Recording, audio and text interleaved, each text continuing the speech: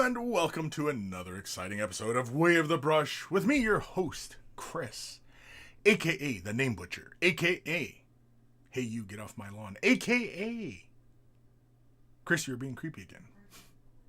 Way of the Brush, the most informative 120 minutes on the internet on the wargaming lifestyle. We'll talk about painting, terrain, conversions, and just about everything under the sun. If you have questions, feel free to ask your questions in the chat if you're watching this live. And if you're watching this after the fact, you can always submit an email to Kris@wayofthebrush.com. If you're going to send pictures, send them as attachments in the email. Don't send it off as links to other sites because it's annoying and won't do it. So just don't do it.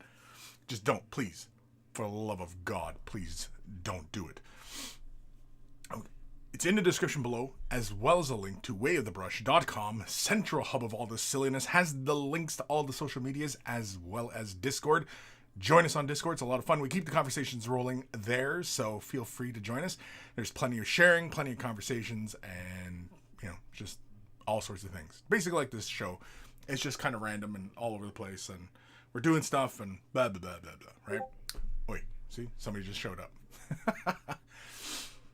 Also at wayofthebrush.com, you'll find links for t-shirts. Want to get yourself a t-shirt? Look like a connoisseur of all that is good and holy in this world? They're wearing a Way of the Brush t-shirt. And if you purchase yourself a shirt, send a picture of yourself in your shirt, and I will add it to the Monkey Shrine, which is also at wayofthebrush.com. And you'll also find a link for Patreon. Huge thank you to all my patrons for their continued support, and to all the brand new ones as well. Huge thank you to all my patrons. Various tiers of support, and, click whatever makes sense to you. Also, another one, let me know what you guys think, especially for those of you watching on the YouTube. I'm considering turning on memberships. So do you guys think that's a good idea? No? Yeah, do it? No, don't? Let me know. I threw off my own spiel here. If you're not able to support monetarily, i.e. money, thumbing up the video, liking, following, subscribing, commenting, ringing the bell, all that stuff helps as well. And all it takes is a couple clicks of a button and you're helping me out a great deal. So a huge thank you to everybody who takes the time to do that as well. Big thank you to Carl, Guymere Alfer, Beer and Blood Bowl. It's his YouTube channel. Check it out if you love yourself some beer. You love yourself some Blood Bowl. Beer and Blood Bowl is where it's at. We always take time to thank Carl, even though he is no longer with us, for taking the time out of his busy day to create the email jingles to play before the email segment of the show. And so always much love to Carl. And of course, speaking of love, much love to my baby brother Evan for creating the intro, outro music that plays at the beginning and end of the show. So always much love to my baby brother Evan for his talentedness. And if you're into rare comics, rare. EB Comics, it's in the description below. We're talking rare here, people. Rare. Or if you want to follow him on other social medias like Instagram, he's posting all the time of his latest workout sessions. The guy's a big beefcake. So if you're into beefcake and you want to stare at some beefcake, by all means, give him a follow. So he is beefy. His shoulders are like bigger than my head. They're bigger than my head. I kid you not. I kid you not. Who's joining us today? I can see Gilby. I hath returned. You hath returned. Well, what's the opposite of hath? Like in that expression, like I have returned. So I hath. What's the opposite of hath? Taketh. Is that the right way? Anyway, I know we're not all here for a grammar lesson, but because I'd be the worst teacher at it.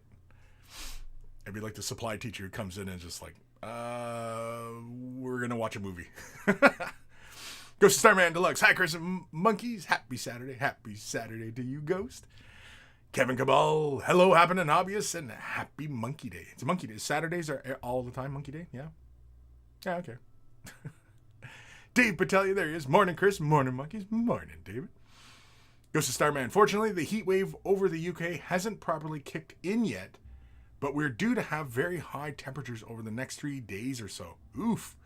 Yeah, I thought you guys were all like, because I do a lot of TikTok and other social medias and stuff like that, and I see like a lot of people in the UK that they're like, tips for beating the heat, and how a lot of the homes in the UK are designed for, good insulation for keeping the warmth in, not so much keeping the heat out.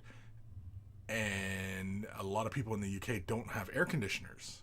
You see, on this side of the planet, a lot of people have air conditioners. I have air conditioning. It's the only way we can survive here. I mean, it gets 30 plus around here. Just, you know, I think it's going to be like 32 today. I don't even know what the forecast today is. But yeah, I thought you guys were well into the heat wave. Yeah, right now, like if you go to the Weather Channel or the weather.com, whatever, Welland is showing 27, and by about looks like 3-4 o'clock, 28. But it doesn't give me the humidity. Where's the humidity? Because like right now it feels real hot outside, and it's like still early in the day, right? It was early this morning, and it felt hot, and I think it's because it's humid. It's the humidity right now. That's the worst. Jabba's left nut. See, with a bit of gentle encouragement, you made the right decision. Yeah, Jabba was threatening me. He was gonna. What was it? Dragon punch? What was it? Dragon fist? Dragon uppercut? Slap dragon. That's it. I knew dragon was in the name. I didn't know what it was. But yeah, I got threatened. Jabba threatened me this morning. It's a nice way to start the day. Just getting threatened. Risk. Hi from Paris, France. Yeah, because there's quite a few places called Paris. It's like, I'm Paris. And it's like, oh. Because all my life, when I tell people I'm from London, I just, oh, really? You don't have an accent? I'm like, no. London, Ontario, you mook. Like, so, and I know there's plenty of towns called London. And yeah. It's a lack of creativity on the naming department for cities and stuff. Anyway. Kevin Cabal, no heat wave on Vancouver Island yet. 17C, cloudy and probably about to rain. Yeah, and see, now, the stereotypes is about the West Coast, like the Seattle and Vancouver area, like all that, right? Tons and tons of rain. It's always cloudy. It's always warm. They hardly ever get winters there. And, yeah, but it's always, like, a lot of rain. And, yeah, I think that's kind of interesting. See, we get all the seasons. We get hot summers and cold winters. We get both extremes. It's balance. It's all about balance, people. It's all about balance. That's my excuse for just dealing with 4 fucking seasons and really wet springs and dry falls and hot summers and cold winters and oof. Disco, what's up, Kris? Nothing. Just doing my show, doing my thing. You know, the thing I do, I'm doing it. You know that thing. You know the thing. Not the OF thing, but just this thing, the YouTube thing. I'm doing the YouTube thing right now. Oh, and Twitch thing, the Twitch thing, Twitch and YouTube. Anyway, Dave Patelli, hath not, hathn't, Gelby hathn't. Is that the opposite of hath? I don't know. I'm not an English major. I barely know English, and yeah, hath. Like, what's the opposite of hath? Like, I hath that. I hath returned, apparently. So is it I taketh away? No, I don't know. Is that an actual thing? Taketh? I think so, isn't it? I don't know. Greenleaf terrain. Good God damn it, you are attractive. Well, thank you. Dave Patel, if you live in the UK and if you have an attic, then I'd suggest looking into the purchase of a house fan. With an attic? Yeah. Oh, a house fan. I'm sure like house fans and stuff like that this summer in the UK, I'm sure everybody bought those over, but you probably can't find one anywhere in any store. It's a shortage. It's a fan shortage. Everybody's electricity bills are going to go through the roof this year. Disco, 20C here, slightly rainy. Oh, yeah? Dave Patelli, going to be 32 here today. Oof. Yeah, but you're in California, aren't you, Dave? You're in California? Like the Northern California or Southern California? I can't remember where the hell you are, but it's a dry heat, isn't it? Dry heat's fine. Dry winters are fine. Dry summers are fine. It's when it's humid in the summer. Bleh. Humid in the winter. Bleh. No, it's no good. It's no good. It's no good. It sucks. It just makes it hotter than it is because the shade offers no peace. And in the winter, the cold, the humidity, it just penetrates your clothing and you can't get warm. It's when it's that cold that chills you to your bones. That's because of the humidity. Benjamin Proverb Test. Hi.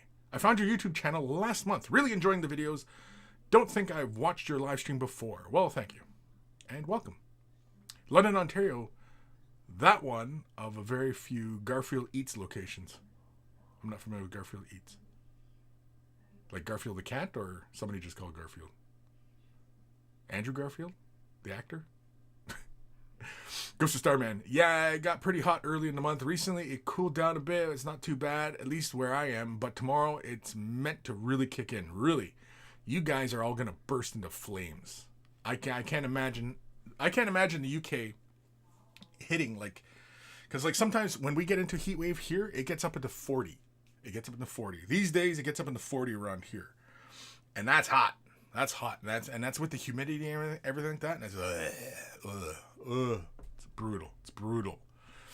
You just want to stay in, not do anything. Even then, the air conditioners struggle to keep up. John, 2 a.m. here, stormy, and 11C now. Oh, really? That's nice, though. When it's stormy, it's, you get a little bit of thunder, and the rain's pattering on the windows and the roof, and, it's time for bed. You get a little sleepy, hear that rain, get the little rumbles, like that. That's good sleeping weather right there. That's good sleeping weather. Kevin Cabal, we call it the wet coast for a reason. Yeah, I've heard that one, wet coast. Not to be confused with... No, never mind. A series of films. Fire Drake 18. Hello, peoples. Hello. Ghost of Starman. 25C is today's high in my area with 30 tomorrow and 38 on Monday. Yikes. 38. Yeah, you guys are going to die. I like that because I'm assuming that is very, very, very rare for the UK. Approaching 40 degrees Celsius. Like that's craziness. You guys are all going to burst into flames. It's going to feel like basically the UK and God has a magnifying glass and he's like, and he's just going to burn that island under a magnifying glass like ants. That's what I would assume that's how you all feel, right? I would assume.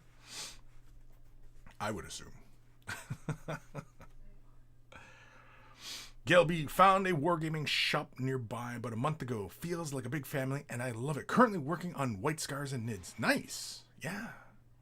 The Nids, not the White Scars. Well, the White Scars. White Scars don't really get a lot of love, do they? And considering that, I guess maybe they do. I don't know, because, otherwise, G-dubs wouldn't put out, conversion bits and characters and, stuff like that for that faction if, it didn't sell, right? Because, what's a faction of Space Marine? I'm sure there's plenty.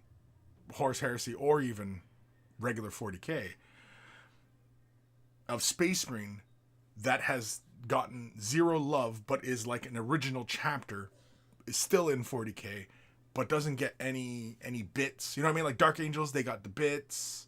They got shoulder pads. What faction or what chapter or legion has not gotten any love?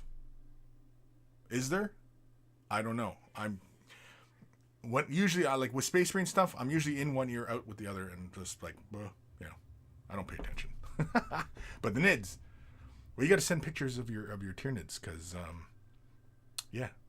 I like tier Nids. I used to collect tier Nids way back in the day. I painted them like Starship Troopers, which is kind of like Jormungandr. Anyway, it's kind of like that high fleet, and because it's all black with a bit of yellow, but I didn't have as much yellow because the carapace has got a lot of yellow. But anyway, I've searched and searched, and I don't have any pictures of my old Tyranids. I know I took pictures of them, but where, I don't know. Lost to the ages, just like the models. Dave Patelia, yes, San Ramon in the Bay Area, not humid here. No, lucky. I hate humidity, summer or winter. Bleh. Gail B magnetizing a Trigon Moloch right now. Cool. Very, very cool. Benjamin, Garfield, the cat-themed pizza chain, moved to frozen food only. Oh, really? Never heard of it.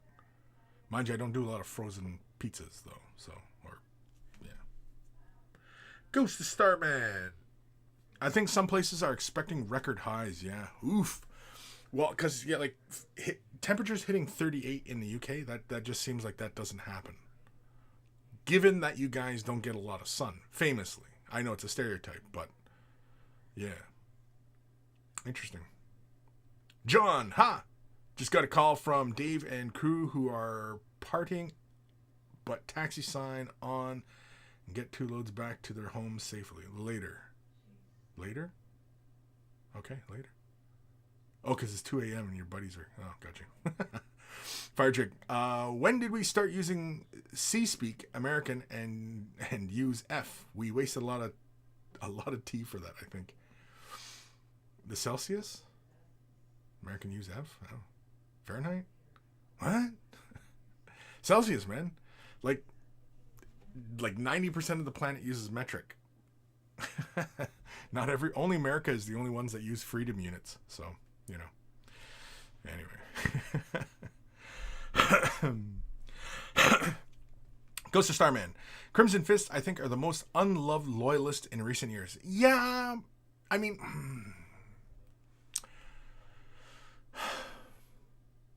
It's kind of hard because Crimson Fists, for a long time, were the poster child of Space Marines and of 40K, right?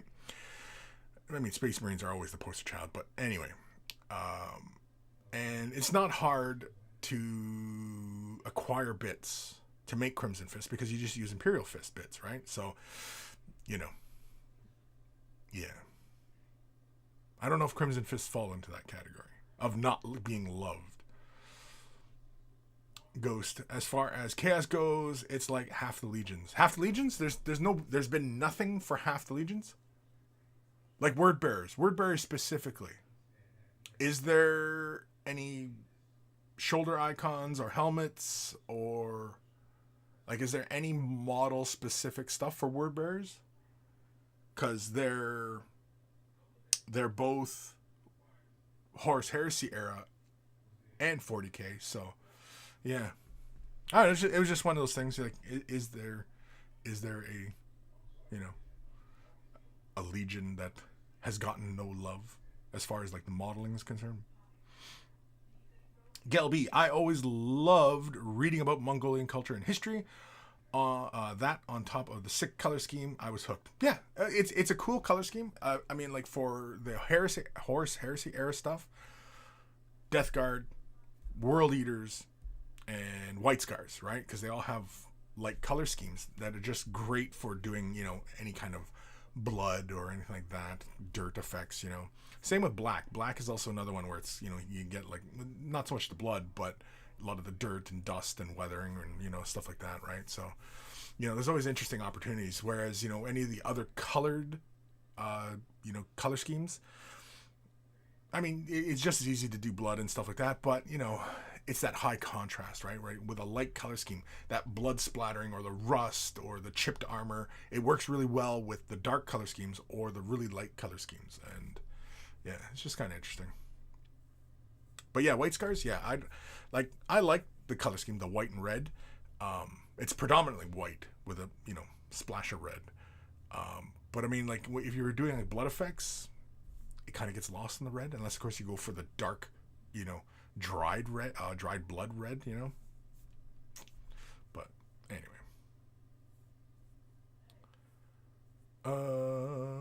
Ghost of Starman. When it comes to temperature, C is for correct and F is for foolish. Dave Patelia, freedom units. Yeah, that's isn't that what they're called? Freedom units, F. So if it's like a comfortable 72 freedom units, right? Isn't that what they say in America? Or excuse me, America?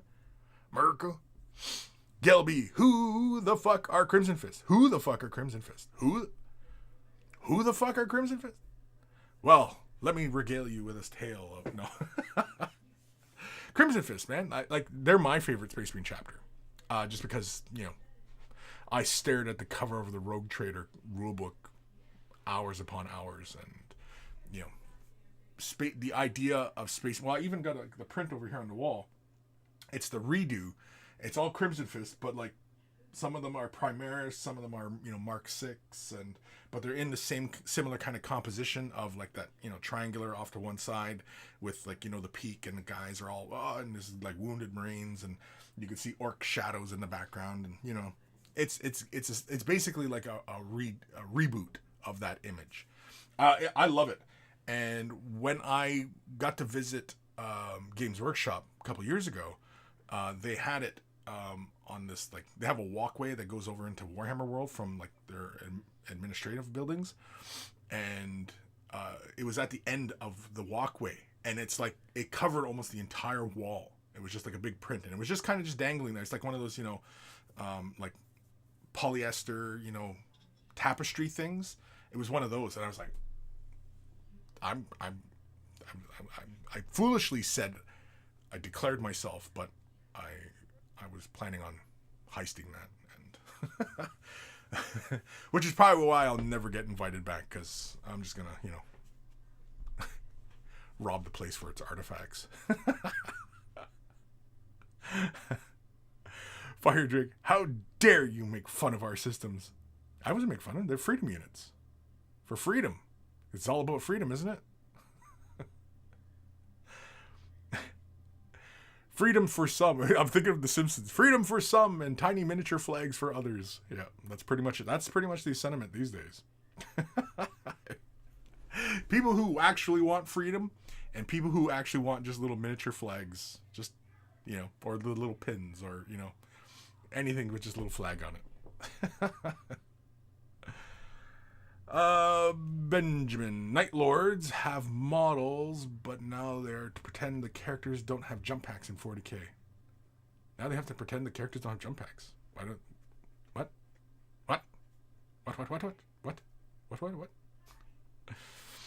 But Night Lords, they've had bits, because I've seen helmets and I've seen shoulder pads. They've gotten love from like actually, instead of just freehanding and painting up the Marines to be whatever chapter, right? They actually have bits to what I mean? Like the shoulder pads and the helmets, you know what I mean? Like that kind of stuff. That's the kind of thing I'm talking about. Gelby, yes, I love the grimy off-white schemes. Blood for the blood gun. Fire Drake, that why we drive on the right side, the correct side. Yeah, okay. I don't judge. I don't judge what side of the road you drive on. It's like a lot of things. I don't judge. If you like going on the right side, sure. If you like going on the left side, sure.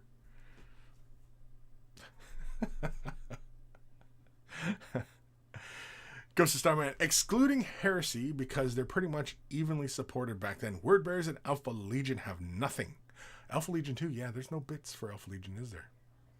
Iron Warriors had a generic lord, but it got rotated recently, so also nothing. Yeah, the Alpha Legion, though, yeah, that's another one that doesn't have any bits. But yeah. Like for regular 40k. Because oftentimes, like with the 30k stuff, I'm sure a lot of these options are going to become available over time, But with 40k, that's really more what I'm thinking of specifically, like the bits and add-ons and, tanks or custom things and, you know what I mean? Like just stuff to, punch up your army, as it were, a bit, But yeah, Alpha Legion, Word Bearers. Benjamin, USA has to keep using freedom units just as the British Empire gave us. Pay no attention to their modification after they gave us them or how we tried to give them up a few times. Yeah, I don't understand. Yeah. I mean, don't get me wrong. I mean, metric isn't perfect, but it's far better and less ambiguous. Sir Peanut Butter, morning, Kris and Peeps, morning. Fire Drake, Iron Hands also could use some love, I think. Iron Hands, yeah, but I've seen bits for giving Marines the bionics, like bionic leg, bionic arm, doodads, stuff like that. I've seen those bits as add-ons. So, no, they get love. They have love. I'm talking about a chapter who gets nothing. There's nothing for them. Right? I'm talking the shoulder pads, the helmets, you know what I mean? Like with the icons and stuff. That's the kind of thing I'm talking about, right? So, yeah. Romu. The U.S. government pushed back in the 70s and 80s for the metric, but it came down to something very simple. It just cost too much. Retooling U.S. industry would have bankrupted the country. I don't think so. That's very unlikely. That's just... that sounds more like propaganda. Ghost of Starman. Night Lords have a generic lord model that hasn't been rotated. Emperor's Children have the very old Lucius and the new Fabius, who's no longer really EC. Yeah, Fabius isn't really EC. After reading Fulgrim, I don't think Fabius is even an Emperor's Children. like he's there. He's their medic. But he's not really there. He's not really there.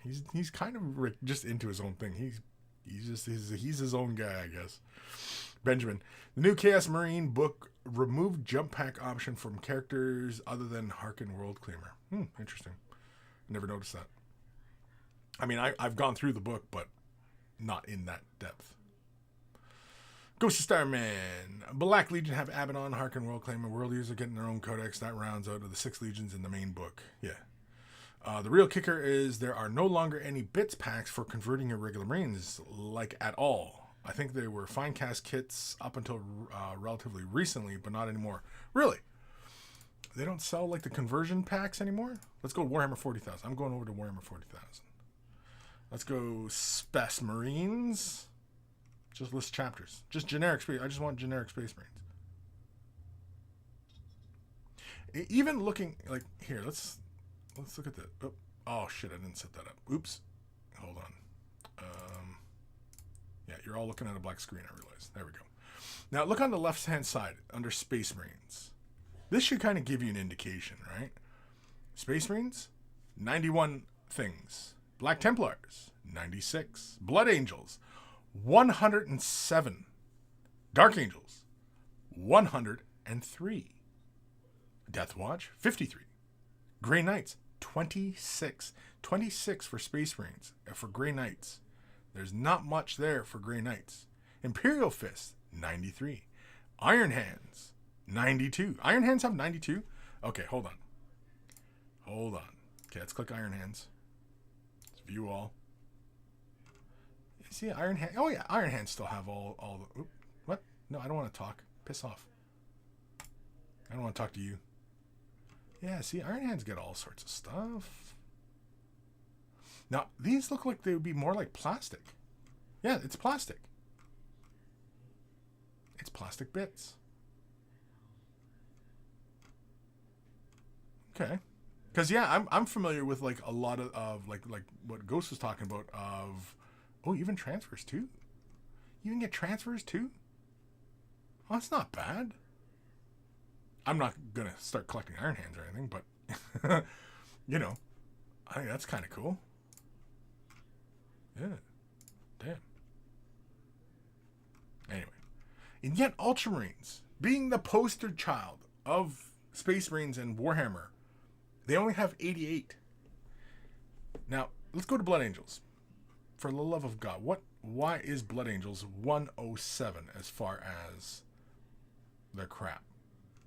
Codex, battle cards, army box, combat patrol, Death Company, and then the tank option. Well, it's a lot of mix of generic stuff. Although they got a Primaris Lieutenant, Tolmarin, sure. Blood Angel Terminator Squad, yeah, that seems very specific. The Ball Predator, very specific. Intercessors, Dreadnought, Furioso Dreadnought. Yeah, so I guess it's a kind of mix the generic in with the specific. But that still means that there's enough Blood Angel stuff to warrant, a bigger, longer list of, like, thingamabobs, right? Because, yeah, I'm scrolling through it really fast, and I mean, like, yeah, they have, like, the Sanguinary Guard, the Death Company. That's already 2 more units than most Space Marine units or Space Marine chapters, right? Yeah, they got the Furioso Dreadnought. They've got the Death Company Dreadnought. Unless it's the same Dreadnought. I don't know. Everything else seems to be pretty genero. Yeah, it's all generic stuff. Aster Wrath. I have Aster Wrath somewhere. Always been meaning to paint him. Never painted him. Never painted it. But they also have the bits. The Blood Angels upgrade bits. These look like they're resin. Are they resin? Nope, they're plastic. Plastique. Okay. Yeah, because I remember for a long time, like these upgrade packs. Oh, this is for Primaris. Oh, Primaris and regular. The middle head looks like he's constipated. Oh. Yeah, this is plastic too. I would assume this is plastic because it's for Primaris. Yeah. Very, very interesting. Where the hell am I? There we go. You know what? Since we're already here on the G-Dub side of things, let's have a peek. What's for pre-order today? I don't even know. I don't even know what's for pre-order today. I am on the UK side of things. Kill Team, Nakmun. Got some Black Library books. Very, very cool. What's this? Warhammer World Exhibition dioramas. Oh, it's like a big picture book of all the dioramas. Oh, very cool. We got all the contrast paints. Very cool. Shade washes. Very nice. Oh, excuse me. And sold out of Hellbrook. And the mugs with paints. No White Scar sprays.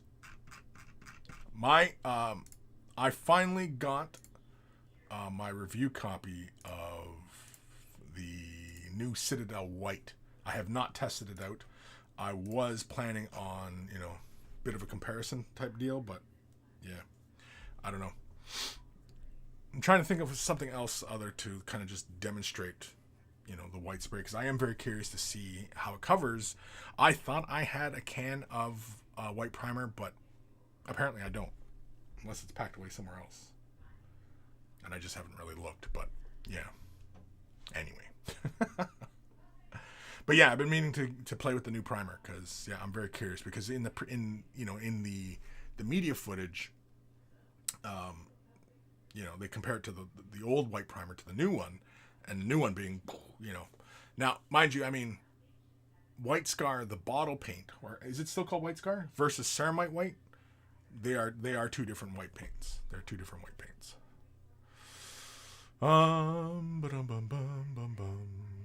Benjamin. USA first tried to give up free units just before it got involved in the Napoleonic Wars and evacuated the capital as the White House burned was more important. I don't know what the White House burning why that would impact the metric system. That would need to be further explained. Ghost of Starman. It's really old. It's really old though, and it looks pretty bad. Which one? I don't know which one. We went through a bunch of stuff, but I'll assume you're right. Gelby. Literally, the only reason I don't use metric is because I can't unlearn Imperial. Speaking of Imperial, my buddy wants me to paint his Fisty Boys in exchange for Necrons he got in the Indominus. That doesn't sound like a bad deal. I mean, how many Fisty Boys do you have to do? If it's an equal number of Fisty Boys to Necrons, that sounds somewhat fair. Anything more, and you're being taken advantage of. And anything less, you could argue it's still fair trade. Because there's so much work involved, right? I mean, if they're still on the sprues, you got to clip that, you got to prime it, you got to, there's a lot of work involved. It's a lot of work. It's labor intense, right? But if you don't have the funds to pick up that half the box, or you can't find it, or you don't feel like paying the premium price tag of people parting it up and everything like that, then yeah, you can exchange your labor for payment. In fact, it's a very old practice. It's not the oldest profession. Benjamin. Night Lord's 40k bit pack is still resin. Is the Night Lord still resin? I don't even know. Okay, I'm gonna go back over to things. Chaos Space Marines. View all. Night Lord. Oh yeah, look how soft the details look too, right? Yeah, that's resin, yeah, or fine cast probably. But yeah, look how even how soft, like maybe it's the paint. I don't think so though. I think it's the parts themselves. Like look at the skulls. Look how soft the details look on the skulls. As opposed to like if you compare it to like the plastic kits. You know how sharp the plastic kits are. Look at the face masks on the helmets. Only the one on the far end, on the right, does that look like a normal Space Marine. The rest of them all look kind of, I don't know, off. But my favorite wings are the one in the middle. I like that helmet, and the one on the far left. But the one in the middle, I like that. I like that look on the helmets. It's a little hilarious, but I mean, if Khorne Berserkers can run around with those big things on their helmets, I'm sure Night Lords can do it too. I don't think anybody's going to really bat an eye at that one, right? I mean, they might, but I don't think so. Is that the only conversion bits? Oh, there's Fallen. There's just Dark Angels. All right. Karn. Harkin. Sorry, I'm still looking for conversion bits. Noise Marines? Yeah, I think those are all fine cast, right? Temporarily out of stock. Yeah, these are fine cast. Sorry, I'm still perusing. I'm still shopping for shit I'm not gonna buy. Yeah, that's it, eh? Night Lords is the only one with a conversion pack? Like none for Thousand Suns, none for World Eaters, none for, well, I guess it's kind of hard for Death Guard, but mind you though, I mean, they have their own plastic kits though. World Eaters, Death Guard, and Thousand Suns. But yeah. But nothing for like the Alpha Legion or Word Bearers. Even the Black Legion. The Black Legion I know are like the stereotypical Chaos Space Marine, but it'd be kind of nice if they had like something specific to them. Something of a callback to their times as, you know, the Luna Wolves or Sons of Horus or, you know, anything like that, you know. But anyway, I digress.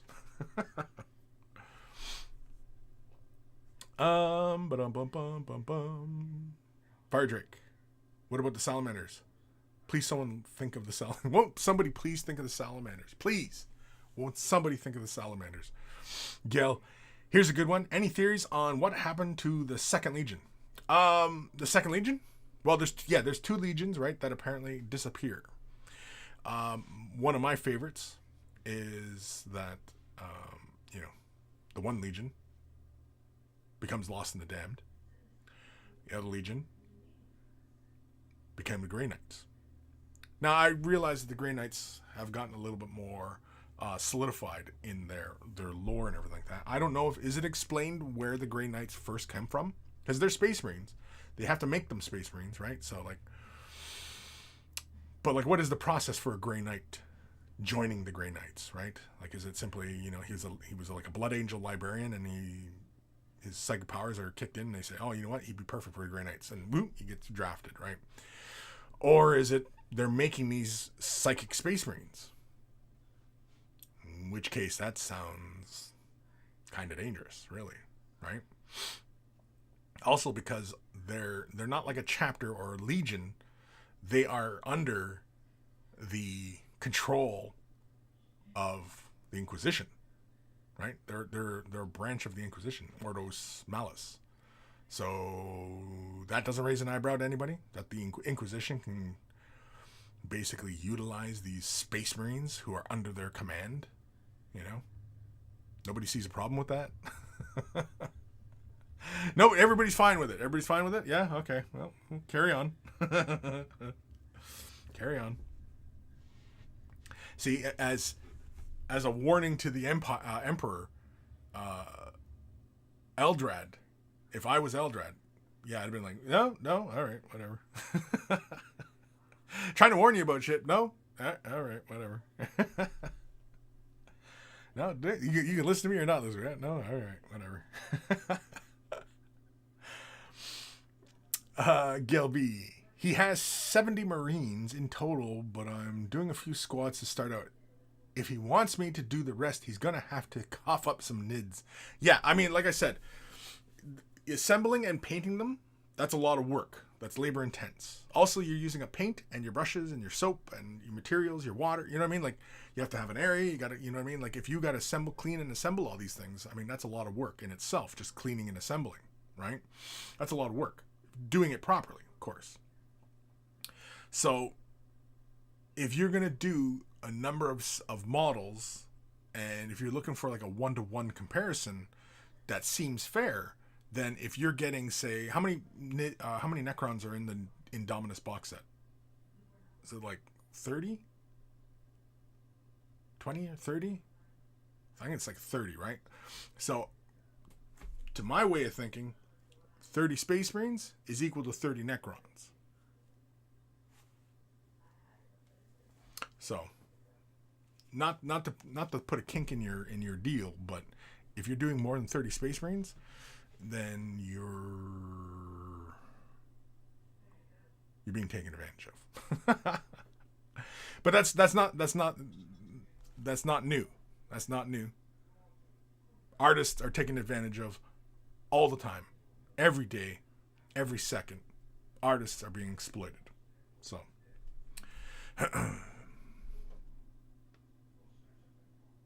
Benjamin. They look much worse in the picture than in real life. They look very close to plastic if you have a good cast on them and with fine cast, yeah? Yeah, I mean, like, yeah, the details look a little soft, but, I mean, because typically, yeah, fine cast, like, the details are pretty crisp, right? Because from what I understand, when they were switching over to the fine cast, they redid their molds, apparently, for this fine cast medium, and that's how they kept those nice, sharp details.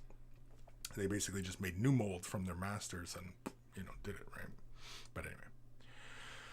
Gel, the Canadian said, A, get the fucking camera. What? A, get the fucking camera? I don't know what that means. Jabba, the Grey Knights get explained in the Siege of Terror books. Do you want a plot spoiler? No, I don't want to spoil it. I mean, you can spoil it. Go ahead and type it in and spoil it away if you want to be that guy, Jabba. If you want to be that guy, go ahead. Fire Drake 18, Firehawks lore. Oh, goody. I'm not familiar with the Firehawks lore. I'm not familiar with, like in 40K, there's 1,000 chapters. So I don't think we've had stories on 1,000 chapters, because then we've established the names and histories of 1,000 sets of Space Marines, right? And that would kill any wiggle room for making up your own chapter. Which is why I think it was really great that, back in the day, they said it was 1,000 chapters, of Space Marines. And so it leaves you wide open to, like, oh, well, I'm this chapter from this sector and blah, blah, blah. You know what I mean? Like, it gave you plenty of opportunities to customize and make those models and that army yours, right? That was the good thing about that. And, like, with Horus Heresy, you're one of 18 chapters. You can't make up a chapter. You can't make up a chapter in Horus Heresy. Can you? I don't think you can. And so, that's unfortunate. That Horus Heresy, there has no wiggle room in it for exploring it creatively. But I suspect that nobody in that community who are heavily invested in that game and that universe and that setting and all of it, I don't think they're looking to explore their own creative ideas. Something tells me that community is not into their own creativity. They're not looking to make their own vehicles. They're not looking to make their own armies, their own signias, their own chapters, their own rules, their own lore. None of it. They're not interested in any of it. And that's fine. That's fine. It's kind of like which is why we've made this comparison many times, that basically like Horus Heresy gaming is more akin to players who like historical gaming, right? World War II, Napoleonic, right? All these things where they're based on historical events, and so the conditions in which that battle was occurring are fixed. It's not, you don't have to make up a scenario. You're actually playing out the history, as it were. So, yeah, I'm sure that's what the appeal is of Horus Heresy. Because if I wanted to make up an army of Death Guard and I wanted to paint them pink, well, I'm gonna get looked at sideways. People are gonna be like, "That's not Death Guard. What chapter is that? That your colors are all wrong." Blah blah blah, and then people's heads explode, which is hilarious. And if somebody wants to do that, please go right ahead.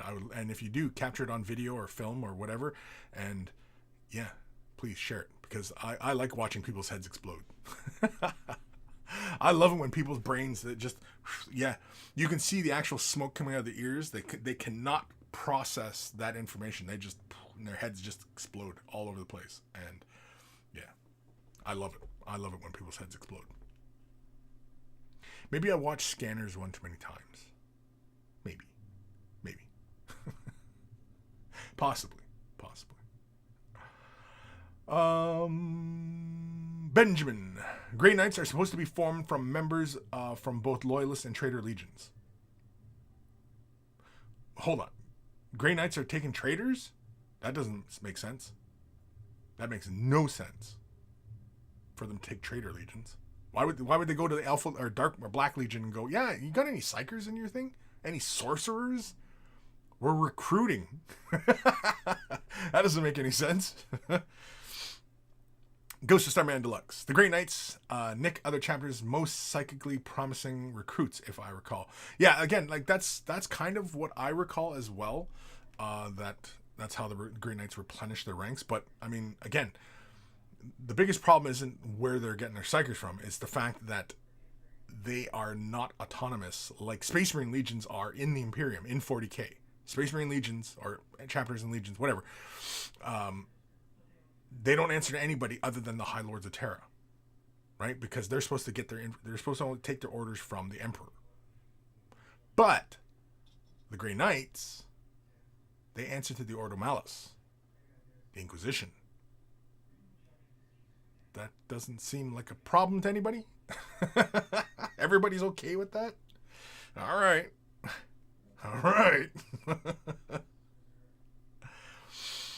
Gelby. Oh, we've been buddies for a few years, so I know he wouldn't try to take advantage of me. If he did, I'd call him out on it. Well, good. I mean, like if you want to do 1,000 Space Marines for him for, a few Necrons, by all means, do it. Go ahead. Really, I'm just saying that more for everybody else out there who is trying to, work out a fair trade for their skill and their time and their labor, right? Working out their time for their labor with what they're going to get. And you should always try to look at it first as a one-to-one, right? You want this box of models. It's 20 models. 20 models. I'll paint up 20 models for you. That sounds fair to me. I mean, you tell me how, does that not sound fair? I don't know.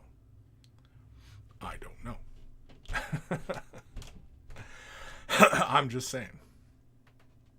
Benjamin. Yeah, the Finecast can be great or terrible. It seems the earlier ones, much worse quality control. The gates can be very bad, but the NL kit is a decent one. Yeah. I mean, Finecast, I've never had a problem with Finecast, but I was used to working with resin before Finecast ever was even a thing. And anybody out there who was already used to working with Finecast or resin kits was used to all the problems that came with Finecast. The only reason that people shat on Finecast is because the dum-dums didn't know how to work with resin. And so they immediately got on their soapboxes and proclaimed Finecast as garbage. And that was silly. That's dumb. Now, the pain in the ass of Finecast is that to keep all that nice crisp detail, yeah, they have to put all those little stupid gates on. And that is a bit of an issue. But as far as the quality of the models and, you know, the whole thing with air bubbles and everything like that, air bubbles, big fucking whoop. Like, yeah, if you work with resin kits, I mean, it wasn't a big deal. It wasn't a big deal. And the air bubbles on Finecast kits are tiny. They're tiny. In comparison to like regular resin kits, the air bubbles are fucking huge. Sometimes an entire detail's missing because of just one bubble, you know? So, yeah, get fucked. Benjamin, Old Horse Heresy had black shields, which were rogue marine groups. Okay. Gail B, you can totally make custom Horse Heresy chapters. It's called painting whatever the fuck you want. True, but in your own private collection, painting your own Horse Heresy models, whatever damn colors and chapter and whatever legion, whatever the hell you want, is entirely up to you, by all means. For accuracy, it is discouraged, and if you're going to gaming groups and playing, you're gonna get teased.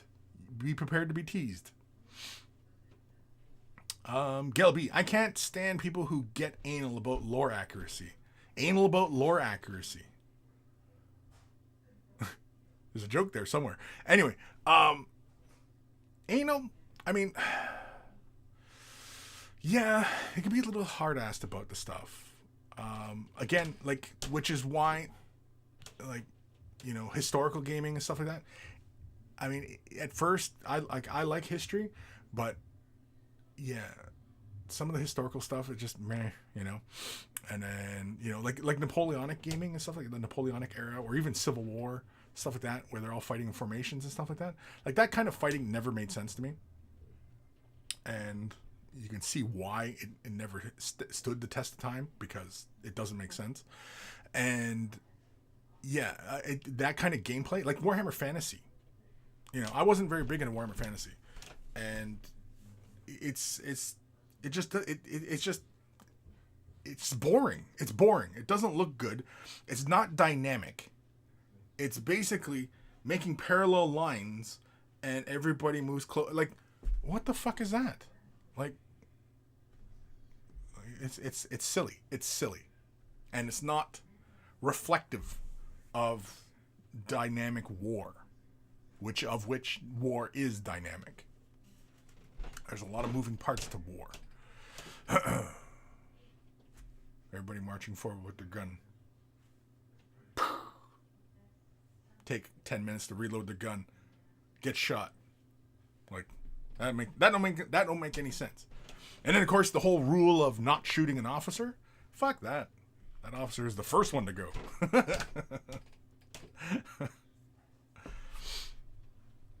Ghost of Starman, Way of the Brush, episode 386. Watching people's heads explode. Yeah.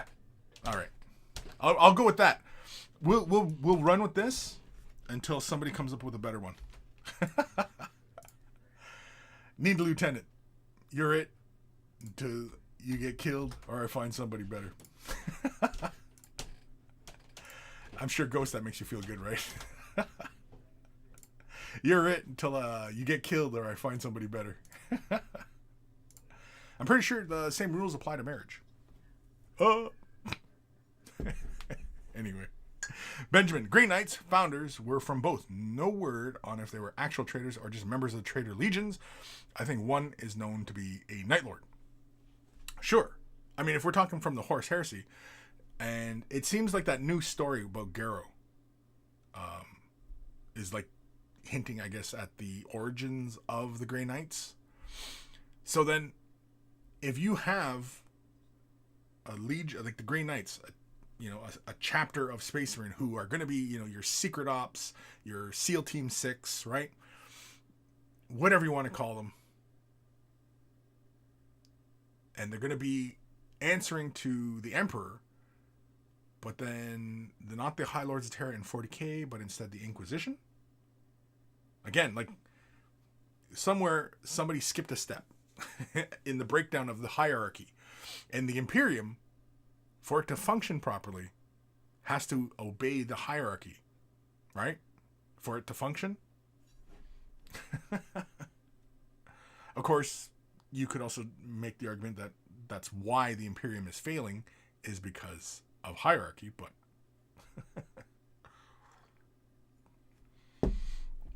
Firedrake, what's wrong with the Inquisition? They keep us safe. Do they? Do they? So, do you feel safe if you were living on a world and one guy happened to pray to a different god than you? One guy. And they virus bomb the planet and kill everybody. Does that make you feel safe? I don't think that would make you feel safe. I think it would make you more paranoid, because then you have everybody watching everybody, right? Again, it's all, draw your dystopian future wherever you, from whatever source you want.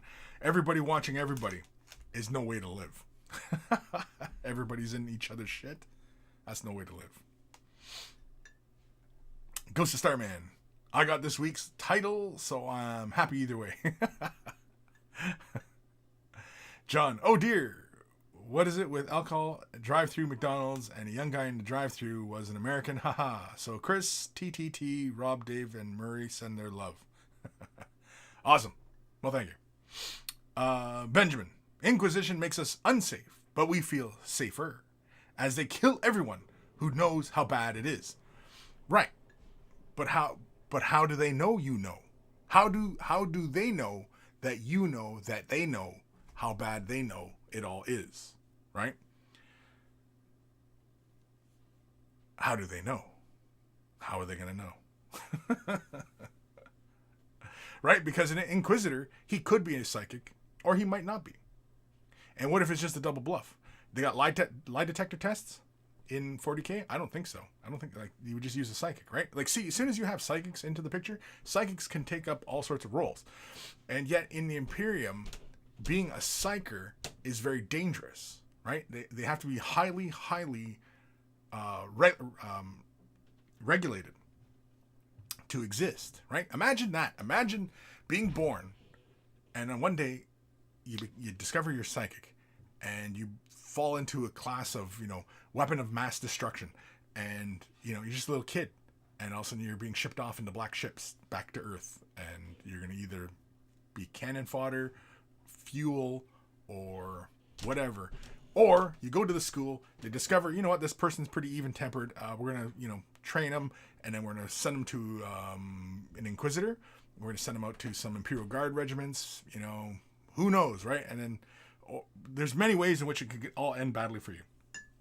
But once you have a psyker, like a universe that has psychics, I mean, having psychics just would be, just all over the place. Yet, you can't have it in 40K, because why?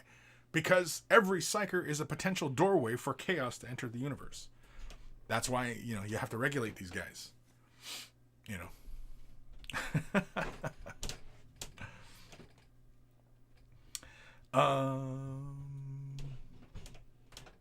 Where the hell am I? Gel. Well, that escalated quickly. What, just getting exterminatus? Yeah, well, I mean, like, come on, like, in the 40K, it seems like Inquisition just has carte blanche on fucking calling exterminatus on a world. It's just like, yeah, we got a labor dispute going on. Yeah, the warehouse workers are unionizing, and they're going to go on strike. Oh, yeah? Okay, virus bomb the planet. You know what I mean? Like, it's like, holy fuck. That's what it seems like in the lore anyway. It's like, oh, there's trouble? All right, exterminatus. Oh, labor dispute. Exterminatus. Oh, no, there's a fly in the house.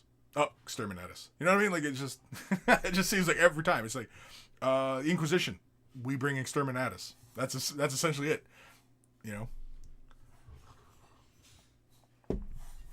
Even though, in the lore, at least the way it used to be written, was that Space Marines, like on the big battle barges, they would often carry the exterminatus warheads.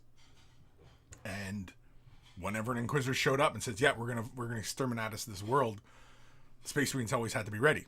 So that means those guys are driving around with those freaking warheads. They're not safeguarded. It's not like in our world where nuclear warheads have to be guarded 24/7, 365 days of the year. No. These fucking things are just flying around in space, not, guarded by Space Marines, sure, but with enough force or ingenuity, you could steal those warheads, depending on how big they are, which I assume they're pretty big, like ICBM sized, right? That's what I imagine an Exterminatus warhead looking like. But yeah, they're just flying around the galaxy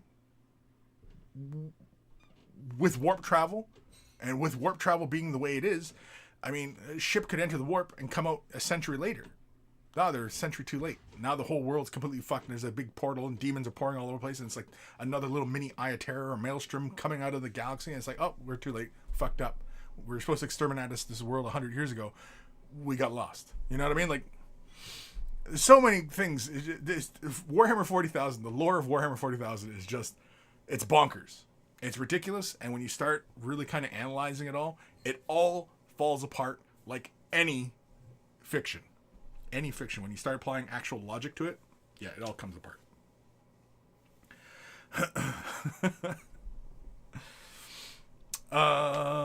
Where the hell am I? Benjamin, the psychics are informants. Also, I think sometimes they just guess. Sure, right? Well, I mean, Inquisitor. I mean, you would have to be a pretty good Inquisitor, especially if you didn't have any psychic powers. To know when people are lying to you, like, you have to be pretty good. You'd have to be a pretty good Inquisitor. Because Inquisitor with the psychic powers, yeah, like, you couldn't hide shit from him, right? And depending on how strong he was, could he sense who was deceitful on a world? Well, I mean, what's deceitful? Like, how do we gauge deceitful? I mean, telling the wife she doesn't look fat in that dress, that's deceit. That's a lie. So, Exterminatus. That guy lied. You know what I mean? Like, it's like, fuck, what? Like, there has to be degrees, right? There has to be degrees of these things. It's not just one or the other. When you look at it in black and white, it always comes apart. It always comes apart. Yeah, there has to be nuances. There has to be gradients. It's because when you start really examining this stuff, it all falls apart. Any of it. All of it. All of it. Gel, this MF out here worshipping Slanesh. Glass this bitch. As the saying goes in the Inquisition, innocence proves nothing. Right, but I mean, that quote is just obviously to, make it apparent to the rest of us how awful the universe of Warhammer 40,000 is. Fire Drake 18. In fact, they know what I don't know makes me know I'm safe. That's how I know Magnus did nothing wrong.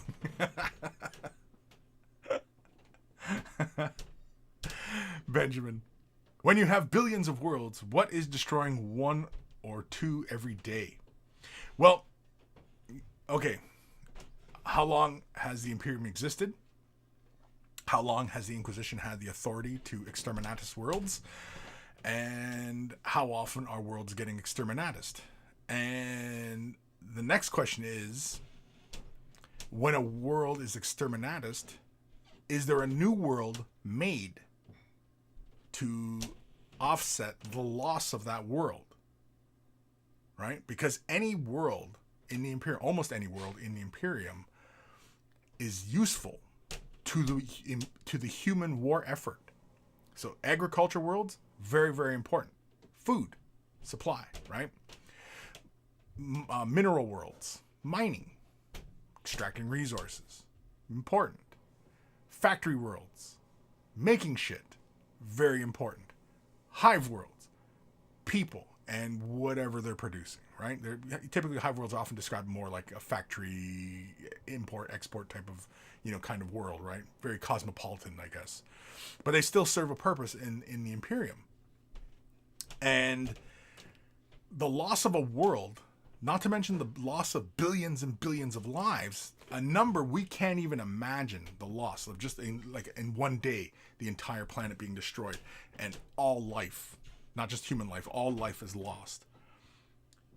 Does the Imperium replace that? And if so, how? It doesn't seem like it. So that means that in that policy where the Imperium is facing greater and greater dangers and more incursions into real space are occurring, and there are more and more enemies as Necrons are reemerging, Necrons being like the most powerful faction in the 40k universe, they're re-emerging. They're just re-emerging. They're not full on taking over the galaxy yet. They're just waking up. That's the point we're at. Is Necrons just kind of, oh fuck, where did all these humans come from? You know what I mean? Like, so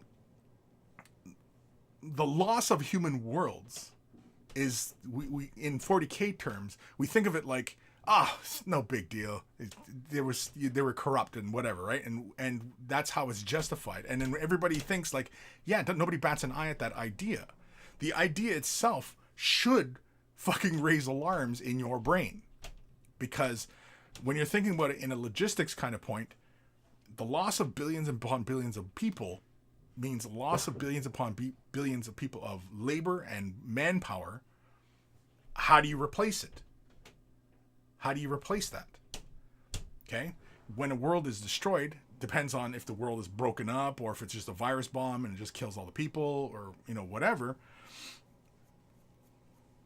Like, again, like, it's just, it's too hilarious. The exterminatus idea is too hilarious. First of all, it's like trying to kill cancer by killing the patient. That's the parallel. And so you should be seeing it in that parallel. That exterminatus, the idea of exterminatus in the Imperium, is like trying to kill cancer by killing the patient. Right? And that's why, again, when you start really breaking down all this lore stuff and all these stories in this fiction, and you start really diving deep, you obviously see the inherent problems, which either one, you can interpret as that's the point, or two, it's parody, it's satire, or three, it just wouldn't flat out work. If you apply any logic to it, it doesn't work. It just, because it's fiction, right? It's made up. It's fiction. So as soon as you can start applying logic to fiction and writing, as soon as you can start applying logic to it, and it starts coming apart, there you go. Benjamin, when you have billions of worlds, what is this? Oh no, we're the one. War Pigment. Wah! How you doing? I'm doing pretty good. Wah, wah, wah. Skywatcher Adept. Only the insane have strength enough to prosper. Only those who prosper may truly judge what is sane. From Warhammer Plus Interrogator Episode 4. Yeah, that's from the Rogue Trader rulebook. The Rogue Trader rulebook has all those quotes all back in them. I think they kind of brought that back. I think with the Horus Heresy book. Shit, I'm getting hiccups. The Horus Heresy books also kind of go for that old school vibe with having those quotes all through the place. But yeah, again, I mean, it's a fun quote, but it's kind of wrong. Chris Galloway. Even exterminatus planets are just as useful to the Imperium as I read somewhere that they make ammunition use the storm or the shadow swords for the outcome of exterminatus planets. What ammunition? Other than like the charred bodies? Because again, like exterminatus like is a broad term, because it's like they either destroy the planet like by, you know, obviously breaking it in half or whatever. They firebomb it, which is like this, you know, fuel air bomb that turns the atmosphere into fire, and then the whole place just burns. Firestorm, I think is what it's called, right? And then the other one is like a big virus bomb and just kills all the people, leaves all the infrastructure, but kills all the people, right? At least that's the way I've always understood the exterminatus, is it has a few broad categories to it like that. They can either completely destroy the planet, they can burn off everything of the planet, just burn everything, or they can just kill just the people. So, yeah. But anyway, Fire Drake. In Old Lore, the exterminatus was super rare. I mean, they didn't bomb Armageddon, but they did sterilize the population and put them in camps. Gail B. Here's the problem with daily exterminatus. Every single day, new worlds are brought back in the Imperium, but likely more are lost. Exterminatus only increases the losses. Right, it only increases the losses. And when the Imperium is trying to bring other worlds into the Imperium, do they always go in peacefully, or do they resist? And in which case, in any kind of resistance, you always have loss of life. Not to mention the massive loss of life that the Imperium faces every day by simply throwing people into battles they cannot win. That's wasteful. Again, because, see, again, like, it's a commentary. It's a commentary. Warhammer 40,000 is obviously not supposed to be taken seriously because it's commentary. Because all these ideas is full of a lot of failed ideologies. Okay, Warhammer 40,000 is full of it, literally and figuratively, and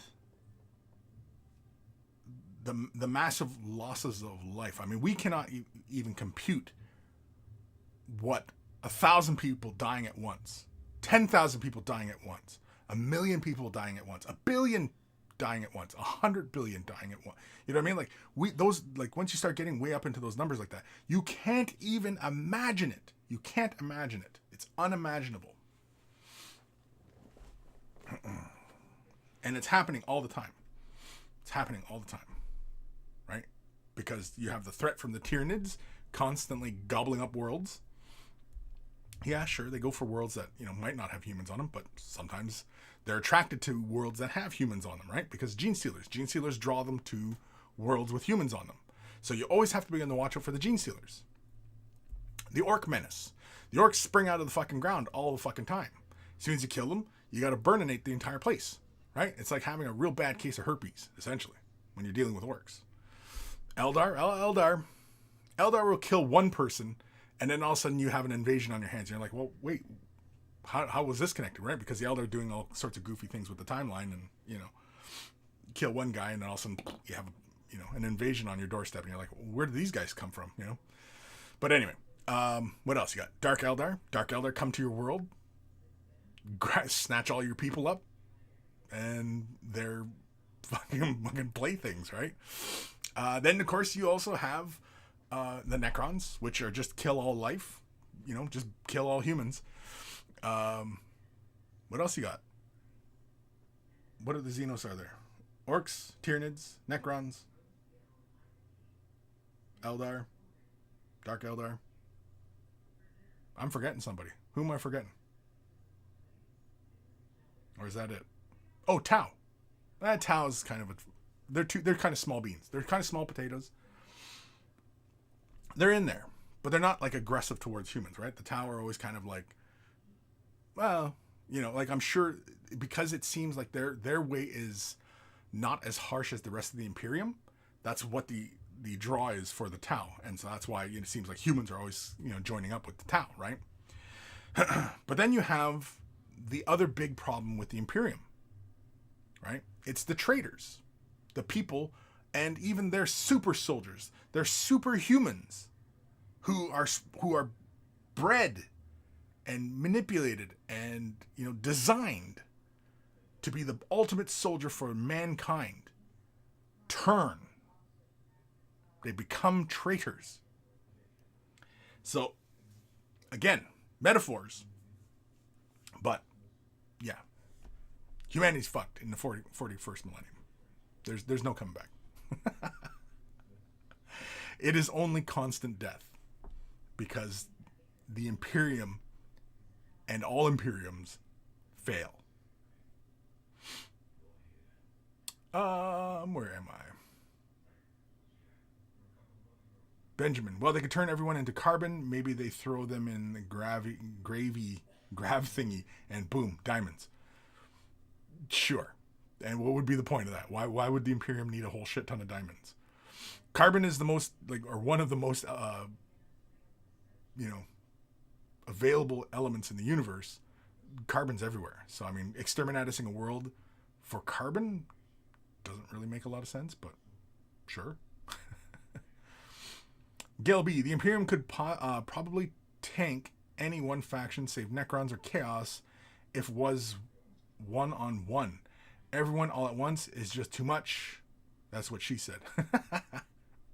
No, the Imperium is failure. It is failure. Now, in Horus Heresy, when the Imperium is under the Emperor, it isn't quite failure. And in fact, it makes you kind of hopeful for humanity. But the Imperium itself, in its state in Warhammer 40,000, is failure. And that's the lesson. because it's failure. Everything about it is failure. And one-on-one with like the Imperium, as far as like Necrons, well, the Necrons are just waking up. They're still waking up.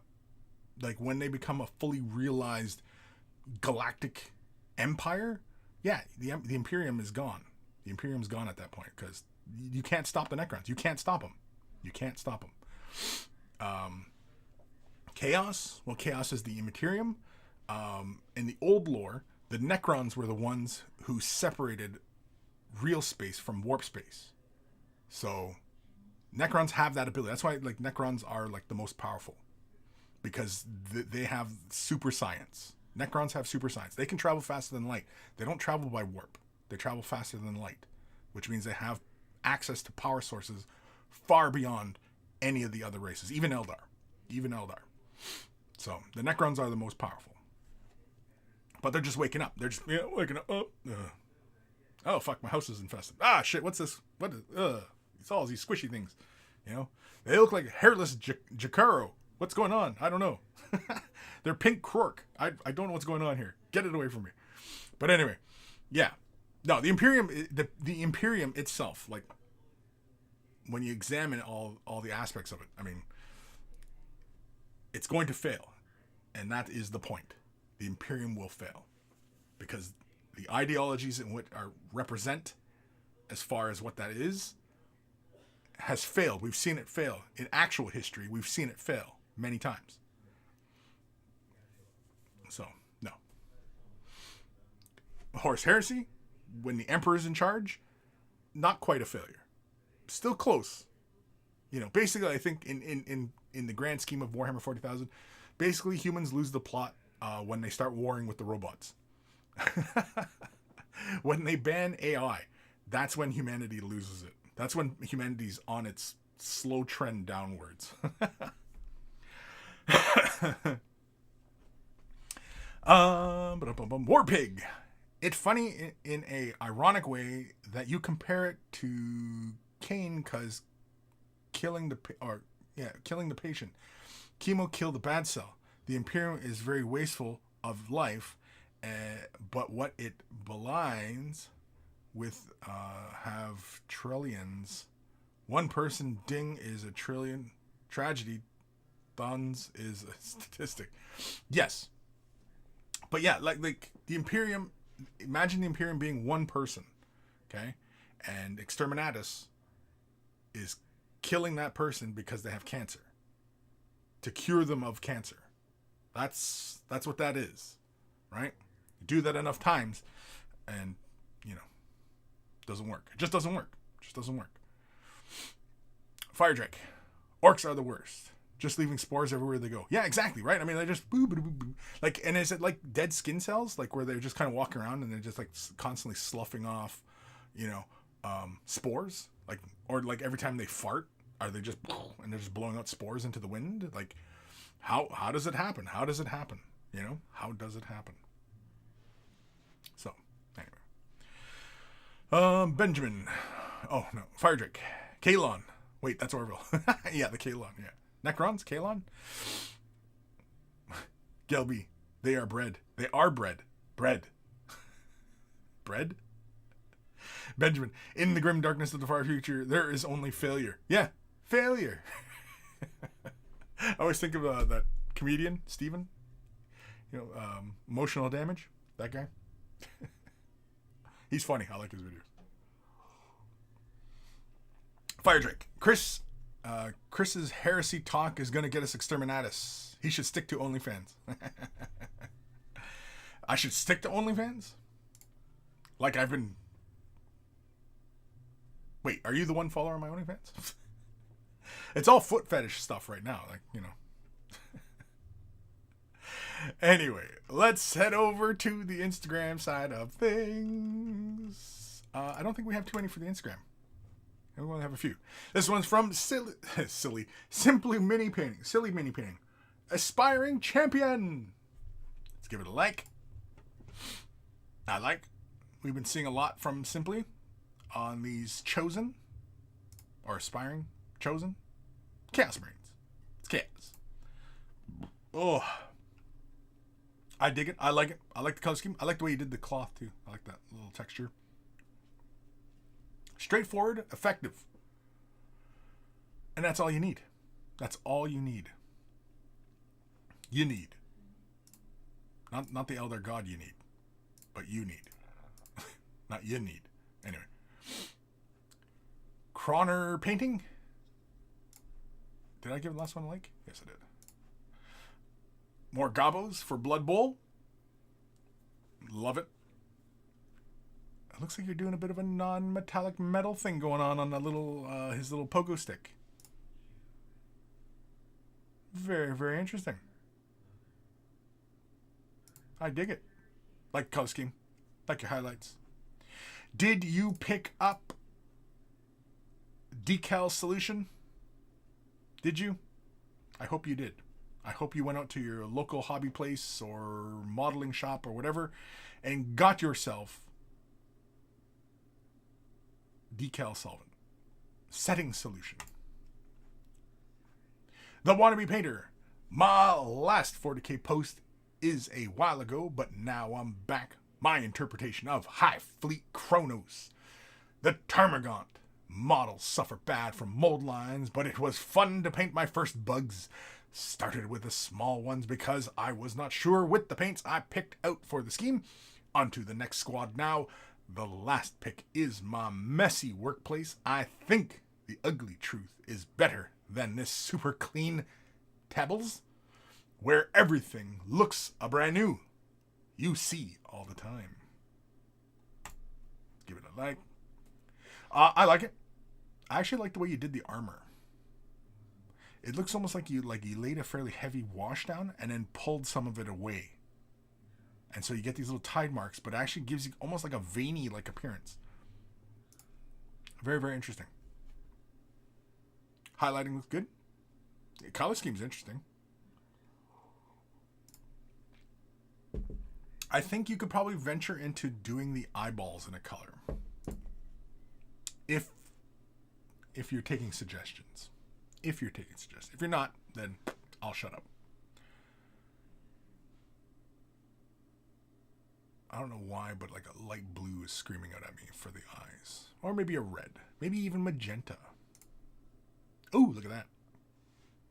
All sorts of nids in their nid goodness. Messy? That's not messy.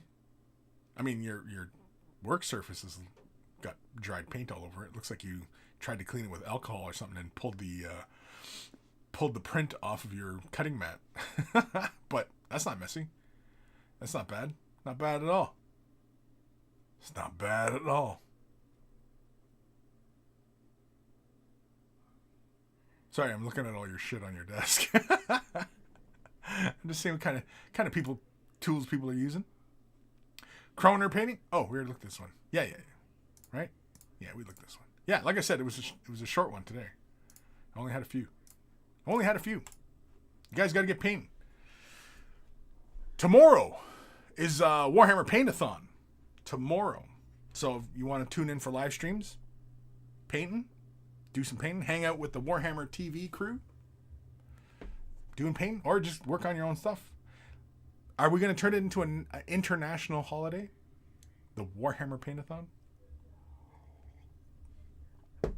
International Mini Painting Day? I think that's a little bit easier to say, I think. Possibly. Maybe. Probably. Probably not. Sorry, I'm just clicking through my shit. Alright, I'll just make sure everything's all good. What time are we at here? Oh, we got 33 minutes left of the show. Everybody's done commenting? Oh, Wannabe Painter. The clean spot is actually spilled plastic cement twice. Yeah. Well, the acetone, right? Yeah. If it's plastic cement, then yeah, it's the acetone. The acetone probably pulled the ink off of your cutting mat. Yeah. But because I've done that to my other cutting mat. I had rubbing alcohol, like 99 iso alcohol, and I was cleaning up dried paint on my cutting mat, and I pulled the that printed grid on the mat. Yeah, pulled that right off. So, alcohol and acetone work very, very well. Acetone, not so much for plastic models, but metal models. You know what? I've never even done resin models, like regular resin.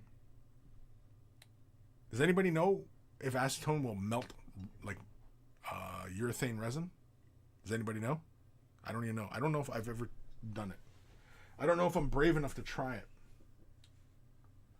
There was a idea I had for stripping with a very extreme substance that my buddy has, and yeah, I'm still thinking maybe I should film that. Maybe I should film that if he still has some. Basically, it's an acid. I just got to find a model that I want to sacrifice to the tutorial gods.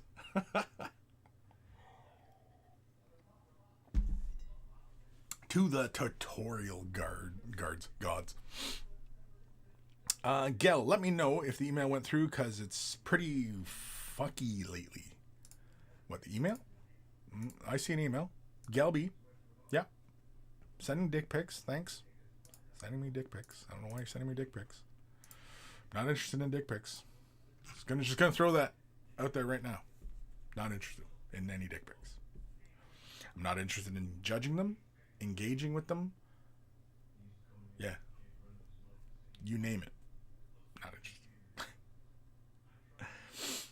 It goes to Starman. Oh boy, Kris stripping with cocaine involved? Sounds awesome. Yeah. With cocaine? No, an acid. Not like LSD. I'm talking like fucking proper acid.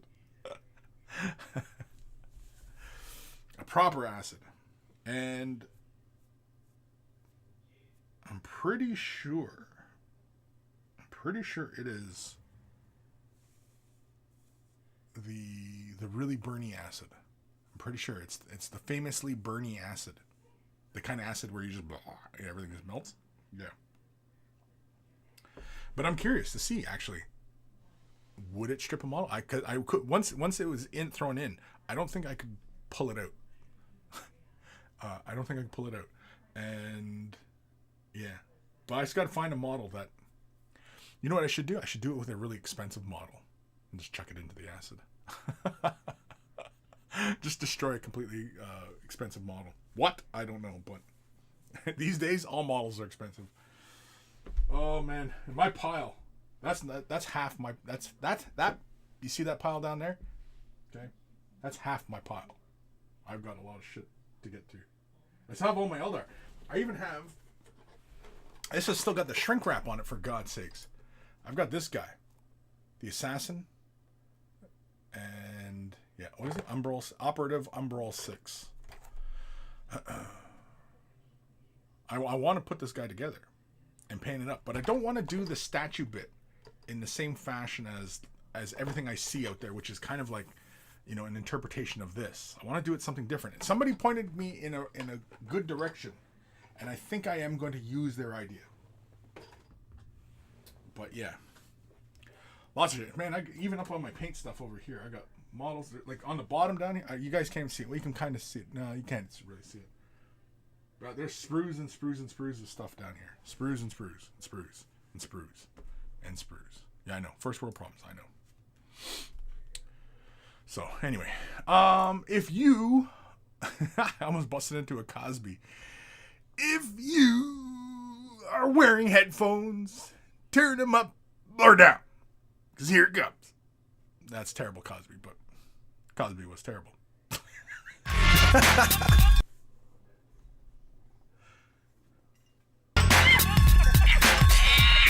It's email time.